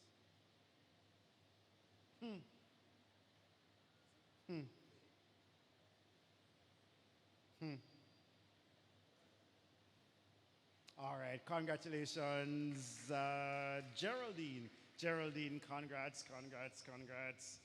All right, big up yourself. I think our photographer left, so that's fine. Congrats, all right? All right, big up yourself. All right, is there any international student here? Did any remain behind? Is there an international student? Did any remain behind? Yes, no, maybe so. All right. So you know that we had this devastating hurricane a few months ago. When was it? Last month? Or 2 months ago? I don't even remember. Anyway, it was last year.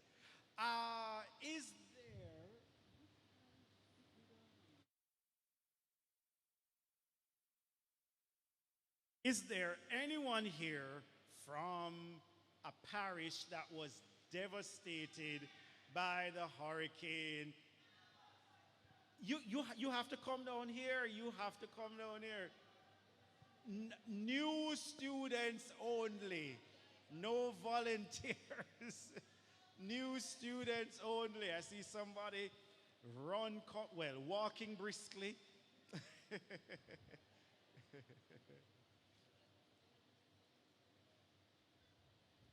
Okay. All right, wonderful. All right, so tell us your name and what college or faculty you'll be in. All right, so my name is Omar Brissett, and I'm from Fink. All right, cool. And which parish are you from? The beautiful parish of Hanover, you know what I'm saying? All right. And of course, the hurricane went through there and thing, right? Okay, cool. All right, so congratulations. We're going to give you this beautiful package. Will you be on dorm? Or around the area, probably. Around the area. Okay, well, this will come in very handy. Very, very handy. All right, congratulations. Congrats. All right, good. All right, is there anybody, are there any party heads in the house? Like, yes, you've come to UTech to get an education, but you definitely plan to have a good time as well. So I want to know which party is keeping on Friday. There's a party that's keeping on Friday. You just have to come down here and tell me, but you have to be a new student. All right.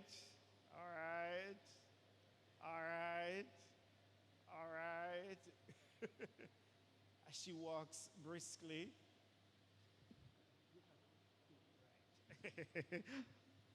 Freshers Social. Freshers Social is her name? And who will be hosting this party? Why you turn it back? I'm just coming here.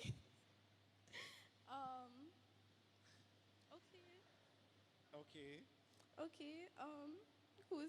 Is it like the sponsor? Yeah, like who is hosting the party?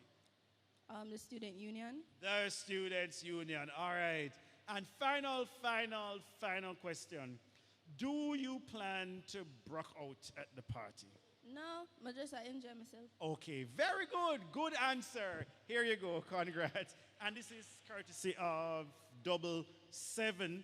And who was the sponsor of the other prize? I didn't catch it. No. Okay. All right. Congrats. All right.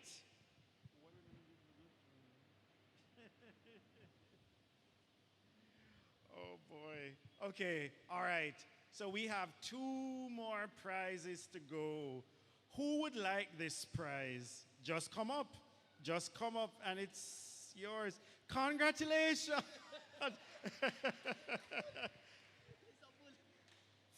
Freshmen, students, freshmen. I'm going into pursuit bachelor's.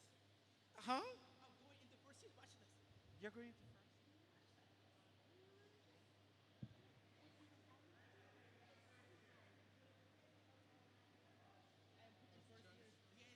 Oh, you're a transfer student?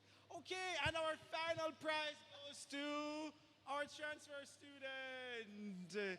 Come on up. All right, congratulations. Thank you very much. Okay, no problem. Well, everybody, we have come to the end of day 2 of our week of welcome. Please remember that there are a ton of other events which are scheduled for the upcoming week. Tomorrow is faculty and colleges. Thursday is student, welfare and community service. And on Friday, besides the Freshers' Fete, Students' Union Day, and that is, yeah, that is usually quite the thing. So, yeah, so take care, everyone. You won't see me for any of the other ones. Yay! But if you know to me, take back the price, then frown. All right, anyway, welcome to UTech again. It's going to be a great experience. Use up your services, get information, and you will be fine. And make sure you join our club and society. Like the first year experience. You notice I'm wearing a first year experience shirt. So make sure you get involved in first year experience, okay? I'm sure you'll be hearing. And follow the page on Instagram. It's UTech, JAFYE. Take care, be safe, going home. Bye.